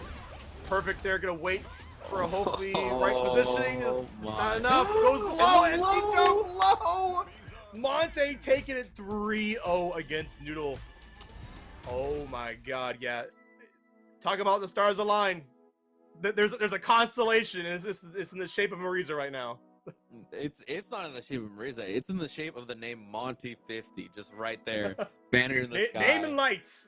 Yeah, exactly. But no, it's crazy because like even though it was a 3-0, like Noodle definitely had really strong showings. At points you see where it's like, oh yeah, they had a read on what Monte50 wanted to do, and was able to challenge appropriately and get all these situations where, like, you see that you can deal with what Marisa can do, and even though like Marisa does have the tools, you know, with all this armor and Gladius and everything like that, and Superfriends jump, like Monte50 is able to navigate that really well, and then on top of that, you know, just this damage is crazy. It's actually insane. Like you just see this life just explode. You're absolutely right. Yeah, the damage is just out of control. It makes it feel like no matter what, she's always still in it, right? Because she can just swing all the way back around in the match here. And oh yeah, go ahead. No, I was just gonna say that like it really shows how difficult it is to deal it with a competent Marisa. Like you see, once you are put in that really awkward situation in the corner, you're dealing with that's to my friend Jossam for this, but the cutscene pressure where you have to sit there and just hold down back and block forever. And if you guess wrong once, just go next. Just go next. Yeah, you have to be willing to hold down back for a little bit, right? It's part of the game. It's part of fighting games. You know, I know you didn't pay $60, $70 to whatever it is in Canadian, right? Dude, it's $80, man. I'm telling you. It's real? It's yeah, rough out here. Whatever you decide to pay, you didn't pay that to block the whole entire time, right? But especially when you're in a burnout scenario too, your defense better be on point, especially against a character like Marisa. Totally. I mean, and here we go. As Marisa, Monte50 is sitting in winners finals. We have our potential last match in the losers here. Oh, excuse me. Yeah, second to last match, Paladin versus Zackbozz. Another great match. We'll see who can deal with Zackbozz right now. Like, Zackbozz so far has been running tears with his losers bracket. Beating Galaxybutter, beating DIVEnDRIVE, and now potentially one more match to fight Noodle and bring it back into winners. Yeah, both these players just seem kind of unstoppable, right? Like, they seem so strong with their characters. They're piloting so well, but here comes Zackbozz in the corner, just using the back medium punch just to hopefully poke out, and there we go. Paladin turn the tides. Oh, wow, yeah. Return the favor of Zackbozz. I think this is definitely a very challenging matchup for Paladin. Oh my god, though. It's just to say that Zackbozz able to close it around pretty solidly. Yeah, no, I think this is like a little bit of a more difficult matchup for Paladin, or just Ryu in general. Just being able to, like, basically being out-footsied. In a way, you know, Zackbozz and Cammy have, Chun-Li have such strong buttons here. So it's very difficult to try to navigate all of that as a Ryu. Paladin doing a really great job so far, though. Yeah, you got Zackbozz in a burnout situation too. But yeah, those best-in-class normals are able to just kind of do so good at anti-airing, but also stuff like drive rush situations. Meaty donkey kick, you gotta respect it. Oh my god, nice. Gonna spend here all this meter and the level 3, trying to just make this gap pretty big and close to this first game. So Paladin gonna be able to deal with this? Drive rush in has to, once again, you have to hold more block. You have to down back a little bit more. Alright, yeah. You have to be opportunist. You have to wait for your opportunity. And Paladin is definitely that kind of player. Yeah, it's definitely name of the game. Nice! And there is the opportunity for Paladin, able to get the CA here. Definitely not going to do it yet, but you got Zackbozz in a perfect situation where they are burned out, right? but you gotta respect the Hassan Shu, one of the few anti-fireball moves in the game. And yeah, I think you talked about it earlier. This might be a little bit troublesome for Ryu in general, not just like in the foods department, but also you can't just autopilot your fireballs like that. Oh, totally, yeah. Chun-Li and Zackboz in general, like, both have really, really strong ways to deal with this, and doing a great job so far. But Paladin, you know, we are still really, really early in this set. There's a lot of adaptation to be had on both sides, so hopefully we see more of that moving forward. Oh, the drive rush overhead, though. Gonna get into the corner, gets jab on the way down, but not gonna deal too much damage, though. This will put them in a bad situation. Zackboz with a DI in return, though. Gonna close out this first round. Yeah, you might have been hovering the drive pack a little bit too hard because Zackboz is just seems to just be ready for everything. I think they're trying to look out for a heavy button because like Chun-Li's heavy buttons, while great and long, they don't have any way to like cancel off into. Oh my God, the double cross up there. Zackboz just just like, all right, you want to wait for some shenanigans? I'm ready to pull them out right here in losers. Yeah, Zackbozz doing a really, really good job of just being able to like pace mix so well. Yeah, I got hit every single mix. So Zackbozz just right now just absolutely dominant performance so far. Wow, this is looking so good for Zackboz right now. 2-0 over a player like Paladin. Yeah, it's impressive to see how they're able to navigate this so well. Paladin definitely looking like trying to find answers in this game right now, but definitely feels like a struggle. Ooh, nice navigating through there. Nice J to catch the jump in, but the reversal coming from Zackboz. Just get off me. I don't want to deal with that. Yeah, Zackboz, I think, taking a page, probably watched some of the matches while they were waiting, right? Knowing that Donkey Kick is kind of like the drink of choice for Paladin, especially on a medium wake-up situation. Nice. I can't finish the job there, though. Unfortunately, just shy. Zackboz 8. Oh, what are we talking about earlier, Kama? You cannot get comfortable. You cannot get comfortable and complacent with throwing fireballs against Chun-Li. Yeah, just trying to run that burnout drive drop. Wait, what the heck? Look, a battle so intense they wanted to keep us off stream.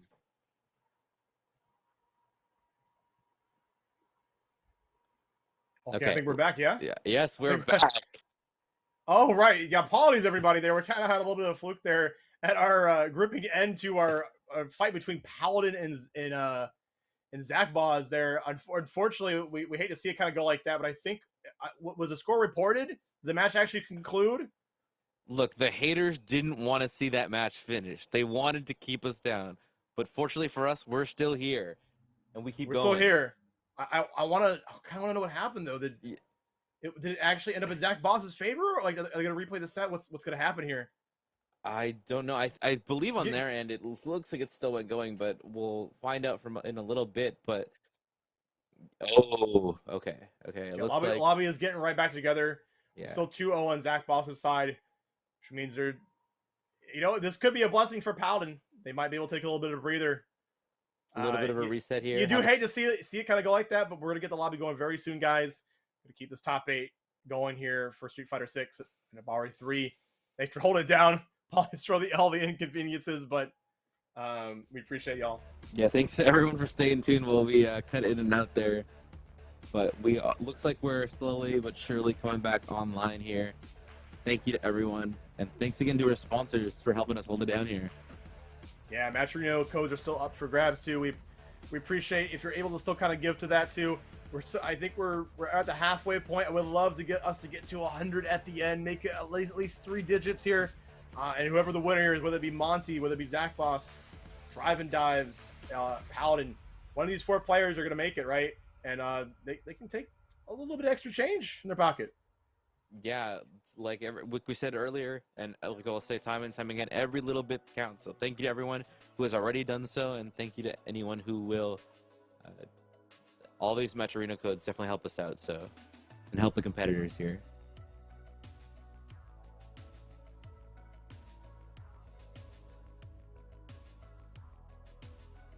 Looks like we're still waiting on everyone, though, to join in the lobby once more. But while we do that, do we want to talk about a little bit of the other matches we have lined up for us besides this one?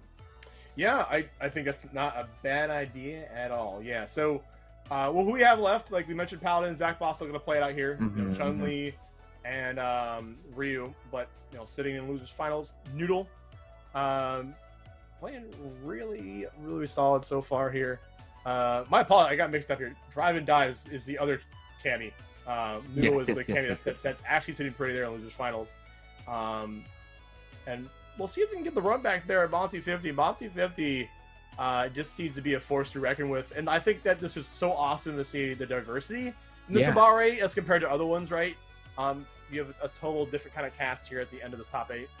Yeah, no, it's great to see like all these different people coming out from not just the PNW but the area around too, and because of that we get to see this diversity in character as well. We got the Marisa in the top, we got Cammy, and then the Ken, and a Chun.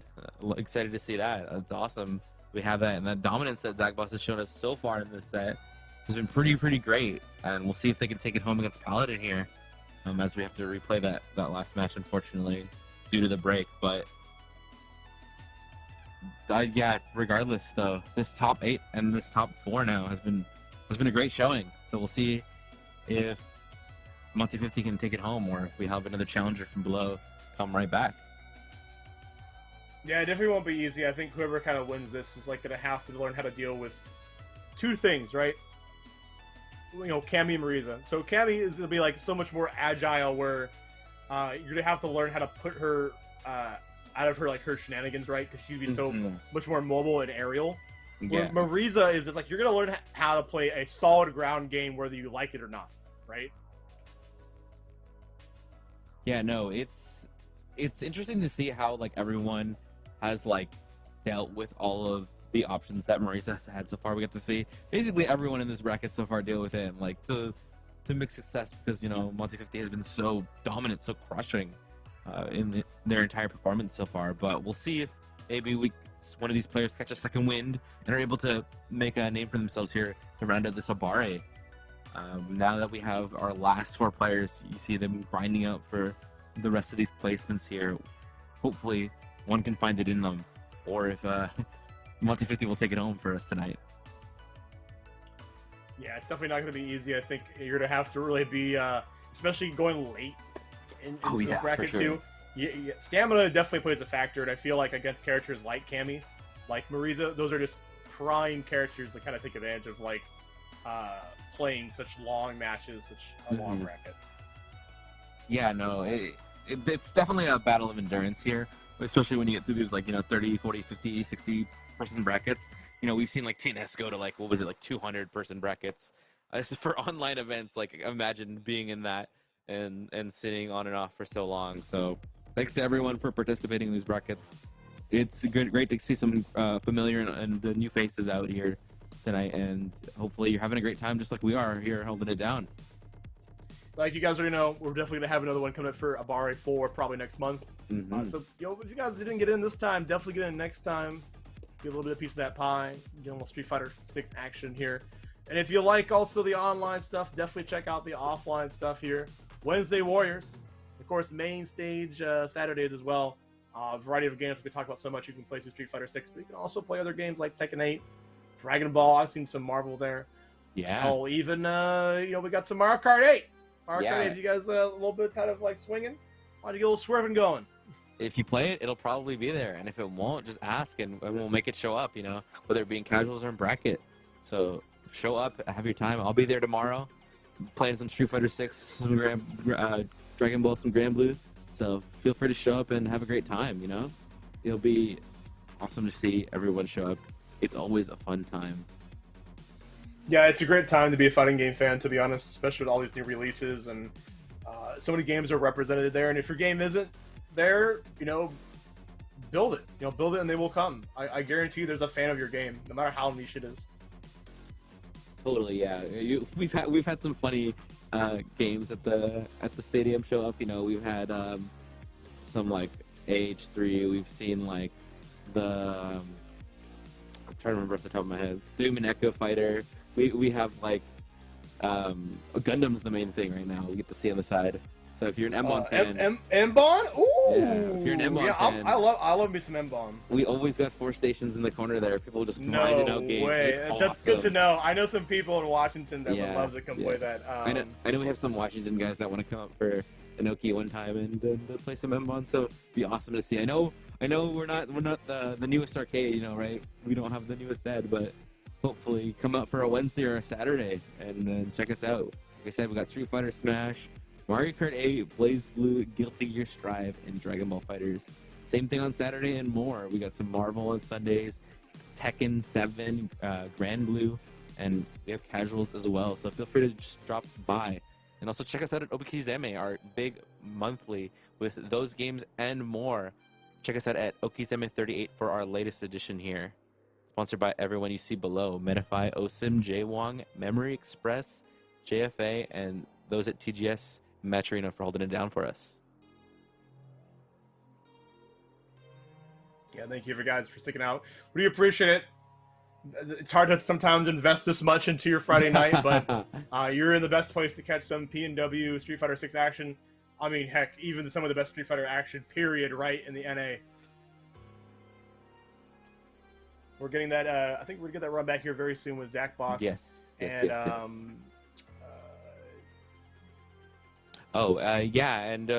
before we do that, though, I believe we're going to take a quick break here just to get everything sorted. Thanks again for everyone for staying tuned. We'll be back shortly with some more Abare 3 action. Stay tuned.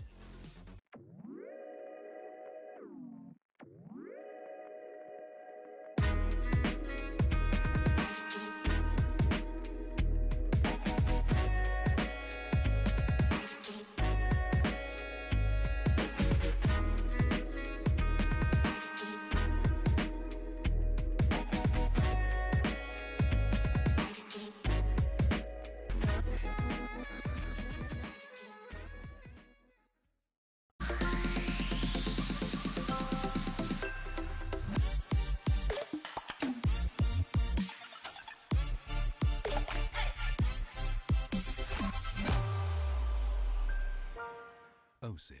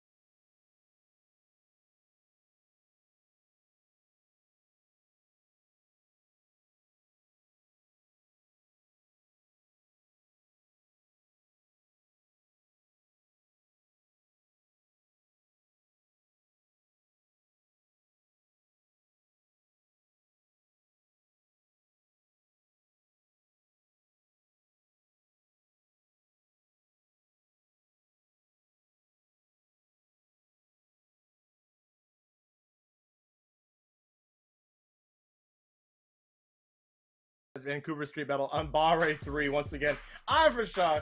Colin is with me holding it down, and we're going to make sure we get this top 8 going right here. We just left off last. We had a Paladin versus Zackbozz, right, that we had to finish out that match. So hopefully we got the lobby up, and we're going to be get this train going, Kama. Yeah, here we go. Like we said, Zackboz had a 3-0 against Paladin. Ended that a little short there with the stream disconnect, but we're all good. Oh, Moving it forward. actually ended 3-0. Okay. Yes. Wow. Okay. So, all right. So Zackboz doing really big with the Chun-Li out here. Yeah, able to take that over Paladin pretty convincingly, but now looks like we're just moving forward. We're grinding the rest of these matches. Zackboz now up against Noodle to round off our losers bracket here. Yeah, moving forward is definitely the name of the game, especially against a character like Cammy, right? And now, the great thing about Chun-Li is she can be very flexible in terms of how defensive and aggressive she is, as we just already seen from Zackboz. Wasted no time to rush down the character, and you're not doing any favors on the wake-up situation. Noodle, this might be a perfect making. Yes, it is. Yeah, one thing that my God. did see earlier in the bracket, especially against Monte50 and other people, is that Noodle loves to try to contest, especially with a reversal like that. So Zackboz is doing an already great job so far of, you know, knowing when to challenge and knowing when to just wait and see. And so we'll see if Noodle makes any of that adaptation here in the bracket. It's going to be very, very difficult, though. You know, Zackboz being so willing to just run right all over you here, just like we're seeing right now. Yeah, I'm hoping the break didn't make our players too cold here, because I think they're starting to come alive a little bit here. Noodle's able to kind of fight back, as we got the burnout situation on Zackbozz's side. Not deterring them from pushing forward. All right, nice. So Noodle with the advantage here so far in this round. Has a little bit of a health lead, but isn't burnout, so Zackboz able to just run their mix here. Unfortunately, though, gets stuffed out with the reversal at the end, and I think we'll be able to close that with the level 1. Yes, we will. Yeah. It was kind of a scary situation, right? I think if you were Noodle, you're probably okay with just taking that chip damage. It wasn't going to kill you, but it feels like desperation calls, and they had to make a move. It wasn't the right one. Totally. Oh, nice. Fortunately, not able to connect that, though. Noodle definitely trying to find ways to make space and close the gap here against Zackboz, but fortunately for Zackboz, able to just use that and do what they please with it, you know, now shifting between making big gaps. Oh my God! Oh my God, Noodle is coming. Noodle is on the way. Noodle Throw all morals out the way. Moving as they please. We just dive kick. We only know dive kick. Yeah. But right now they're, gets stuffed. Can't finish. Get the knockdown there, so decides to back off. And goes for the overhead one more time. Yeah, we're seeing this kind of in and out gameplay coming out from Zackboz, right? Just goes in and then willing to reset the scenario, and Noodle's just having a hard time getting a hang of this off-rhythm kind of neutral. Yeah, definitely the best kind of playstyle to play against right now, and for Noodle, it's very, very difficult to find an opening. Oh, and gets clipped there in the gap! Yeah, Noodle seems to have a hard time getting their footing there, and I think what's throwing him off is Zackboz is like, all right, I get pressure, and I'm not going to let you kind of reversal jab out of the situation, right? I'm going to stand far away to where you might dive kick, and that way I can kind of anti-air you. But now you're in the corner against Noodle, which makes everything a lot more scary. Ooh, nice, though. Able to just... Oh, no. I like the neutral jump. Yeah, I like the neutral jump. Yeah, just try to find ways to take a breather here. Noodle finally finding a position to be in an advantage here now, having Zackboz in the corner and able to start their mix here. Nice pressure sequence, but Zackboz able to the situation and challenge with the level 1. Alright, oh, nice catch by Noodle, though. Able to cancel that right into level 3. And I think this should seal the deal and put Noodle in with a round on the board against Zackboz. Red Delta special, here we come. Alright, Noodle gonna be getting on the board here. Hopefully we get a full game as well, too. We would like to see it kind of even here as we took a long break already. Could get some more matches in here on the Losers Finals. For sure. We'll see if we can know the distance right now. Noodle doing a pretty good job of keeping Zackboz out and trying to regress when they're ready. But Zackboz just content to, take the space and work around with it. Just try to find whenever Noodle's trying to go in and challenge, either with an anti-air or stopping with the normal. Nice catch, though, Noodle. And just some solid damage and regress. But Zackboz ready to go for the throw. Yeah, there we go. Great block on the overhead this time. Wake up DP for your troubles. Yeah, I think that now, because Zackboz is so accustomed to abusing the walk speed of Chun-Li, now Noodle is finding the answer. It's clipping back with the crouch medium kick or neutral jumping over this the crouch fierce that's crossing me up. But now you're in that burnout situation. And this time, Noodle does find the mark, finds the gaps at the appropriate time. Oh, great adjustment. Yeah, that was great. Noodle made fantastic adjustments on every single front, and it proved just amazing for them. Yeah, Cammy definitely has all the tools to catch Zackbozz, you know, doing the stutter step back forth and being able to convert that into pretty solid damage and a knockdown. But right now, we'll see what Zackbozz can do to adapt that as we move further. Has Noodle in a really awkward spot right now in the corner back against the wall, but has ample opportunity to jump out in the throw off of that jump in. We'll see what Noodle can do with it. Playing pretty nice, so and there we go. Zackbozz taking the turn back and just the drive rush overhead. Noodle willing to spend the last bit of their drive gauge just to get repositioning. It does work out in their favor. I mean, both these characters are so good about just playing neutral. Yeah, no, it's nice. Unfortunately, though, Zackbozz ready this time, and Noodle definitely gonna. Yeah, again with the overhead. Oh my God, and gonna convert that right into the level 2. Yeah, Noodle seems to be a lot more risky. Oh, there was potentially a reset scenario. Yeah. I'm not gonna let you have it. Mixes a little more awkward in the corner for Zackbozz there. Noodle able to take that opportunity though and do more damage of their own. Nice throw tech reset the situation. And Zackbozz contests off the throw tech. I like that. Yeah, Noodle had to play so safe, but Zackbozz has been so good about checking any forward momentum. I like the challenge there off the throw tech. It's a really good spot for people to try to regress, and Zackbozz knowing that, just comfortable enough to just press, and it worked out very, very well for them. Speaking of pressing, making sure that we're covering all ranges right here. Dive kick in, looking pretty good for Noodle. Going to be spending the level 3 right off the bat. I like this. One more mix-up after this? I believe so. Yeah, pretty close. Yeah, we'll be able to spend one solid confirm here. Zackbozz, especially in deficit though, gonna spend to try to equalize that meter there, but yeah, nice throw there though to catch off guard for Noodle. Oh, but it's okay! The equalizer like we talked about right there, just coming in clutch, able to secure that round. Catching the walk forward there, doing like more things that Noodle should be doing. Yeah, just great use of stuffing the walk forward and walk back. Because honestly, that's the most impressive thing that we've seen so far from Zackbozz. It's not necessarily the pressure itself, but it's like the movement around the tools that the Noodle has and how he's able to, or how they're able to capitalize off of that. Yeah, and then definitely the triangle and neutral, they're definitely the take the space kind of player, and then capitalize on hitting very preemptive buttons. So Zackbozz is finding the way to beat that, but no! That's very unfortunate, but Noodle is hopefully able to capitalize a little bit harder. I would hope they would. Yeah, and this is a really bad spot for Zackbozz there. Yeah, unfortunately has to try to reversal to catch any of the DIs that possibly happen. The throw escape though, unfortunately still gets clipped out and still in the corner. Both of them in drive. Oh my God, Noodle is flying this all the way back here. They just need one more round to take it over Zackbozz. Yeah, just you see like the difference between this first game and now. When Noodle found the right tool to use and being able to like work around the situations that Zackbozz is putting them in, like it's just the way that the game changes is so much more different now. I think Noodle is just matching confidence in neutral against Zackbozz. As we saw earlier, just the walk-up throw out of the corner, just no fear. And Zackbozz has been so good about checking things, as we see right there, right? Yeah, catching the spin right there, perfect timing on that right now. The dive gets on to reset pressure. Yeah, I like the challenge there with the level 1. The plus frame's not going to contest this time. Doesn't have any of the tools to do so. The DI, unfortunately, a little too early, and then it comes right back. So we get the DI in return.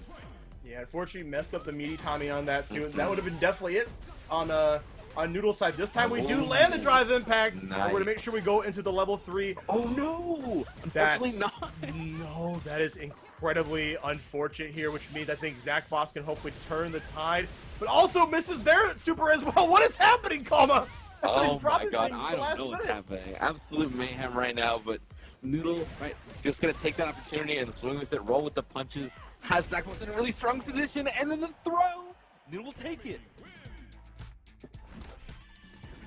This is looking incredibly strong here. Noodle is poised to get the rematch against the Mariza Monty here. Great stuff to them, taking over Zackbozz, and great stuff to Zackbozz in general.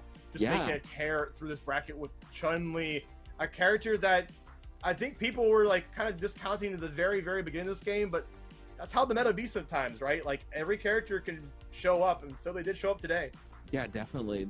You see like the beginning of that set how dominant Zackbozz looked, and then Noodle able to turn it around so well. You're saying like the confidence that that Noodle had, as well as like the way that they were able to use their tools so well, punish all that walk forward, walk back, and tempted with punishes that were against them. And now, like, you just see all of that, and like it works out so well. So shout out to Noodle for being able to close that out, especially against such a strong player like Zackboz. All right, there's only 2 players left, potentially 2 sets. Unless Monty has anything to say about it, they've been shutting down 3-0 after 3-0, making it not as close as you think it could be. But hopefully, Noodle is able to make some adjustments here, getting the run back, and maybe potentially making a reset happen. Yeah, honestly, like, just seeing how what we saw now out of Noodle, it definitely looks like we're seeing a whole different cameo right now.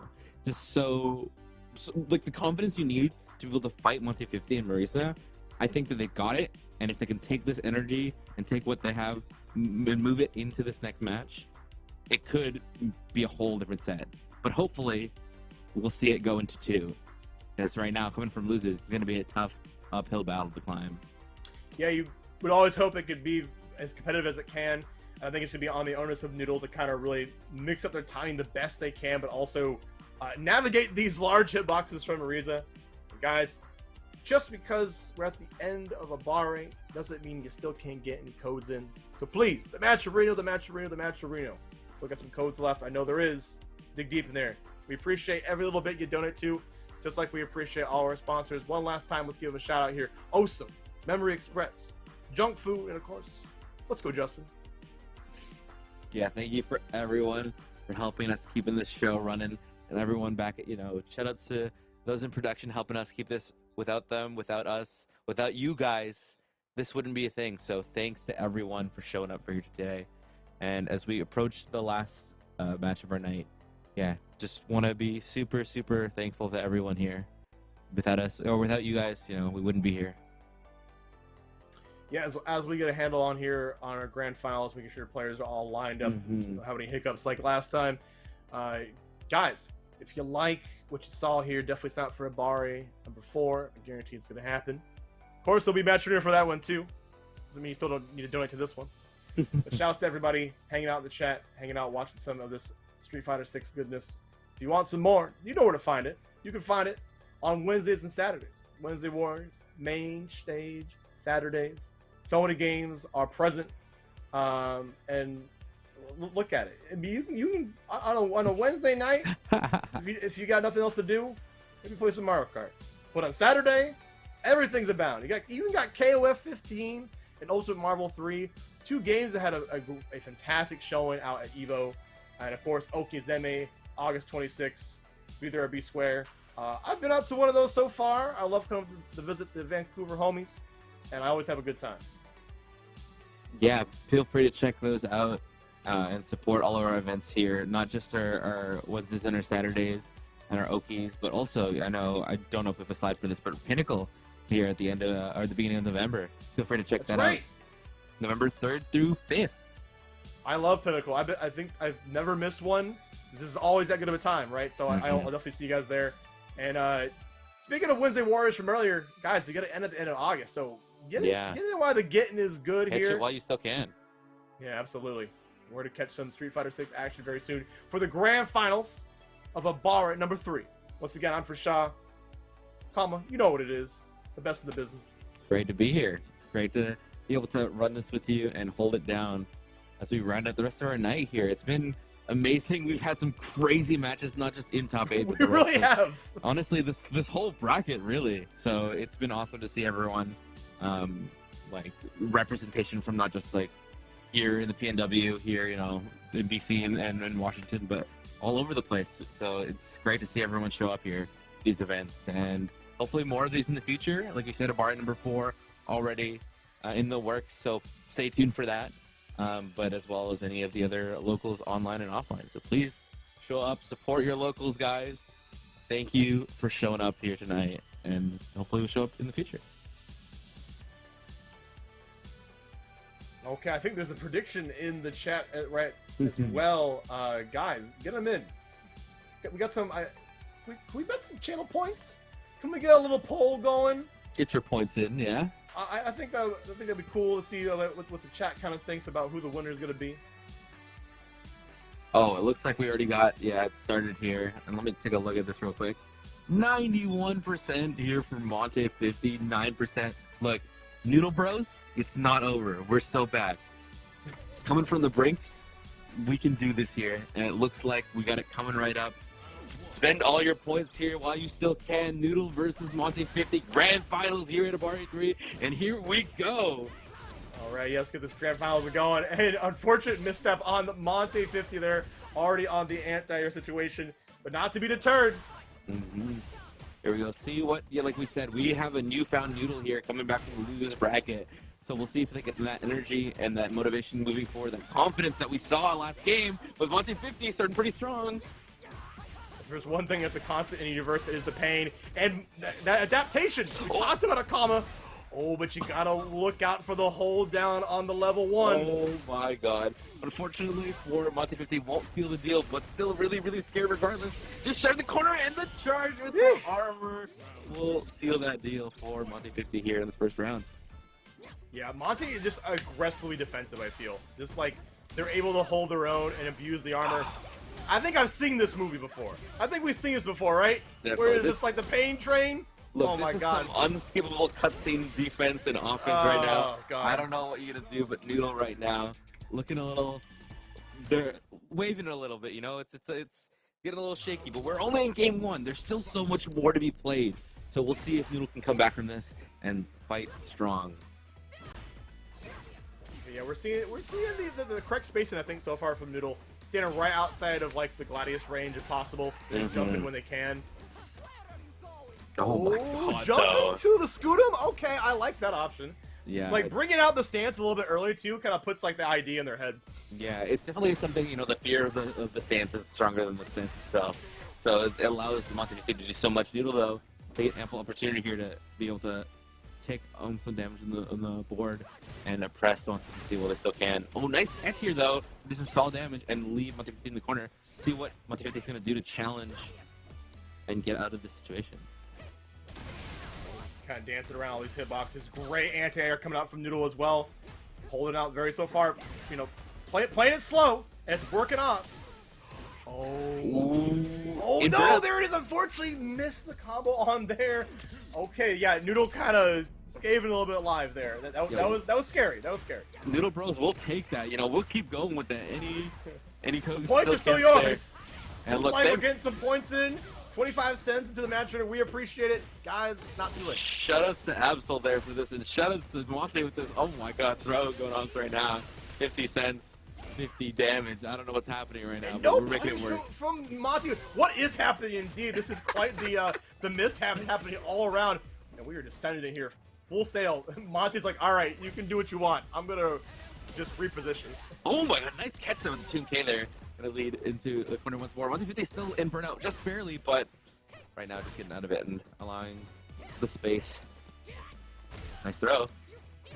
Okay, for a potentially strike situation. There we go. Monte fighting back here. Gonna make sure it definitely hurts.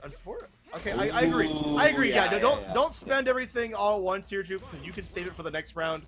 And I always like what Noodle was doing too, starting to use drive rush, like sweep or crouch meeting kick. Yeah. Make sure that we get the whiff punishes going. Monte's just putting the hurt. Oh my god. A bruiser, through and through.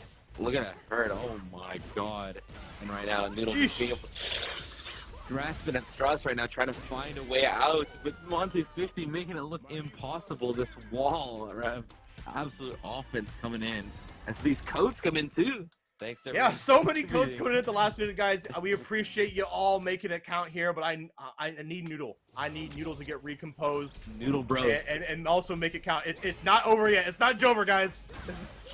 We're still working on it. Monte50 trying to make this end, trying to make this over for us, trying to end this early. One game away from closing this out in Abare 3, but Noodle going to do everything in their power to keep us going for a little bit longer. Yeah, starting to mix in the Superman punch now, and that might be like the new rotation option to kind of like make Noodle look in a different position. Yeah, definitely really, really good to pull out this late in the set. It's like you've already shown that your offense is so strong, able to work around everything you have, and now you're throwing it a different option. That's really, really scary for Noodle, but not faced so far, able to work out on this advantage and maybe close the round out here. Oh no, can't do it. Oh no, curse. this is so scary. Yep, and the The drive impact. curse. You don't have much to weigh besides Super to deal with it, and that's it. Monte stealing that game. We talked about robbery so many times, and Monte just seems to come out on top. All right, one more round. Can Monte seal the deal? Quick 30 and a handshake, or can Noodle close this and try to add one more stock here? I think the tone will be set depending if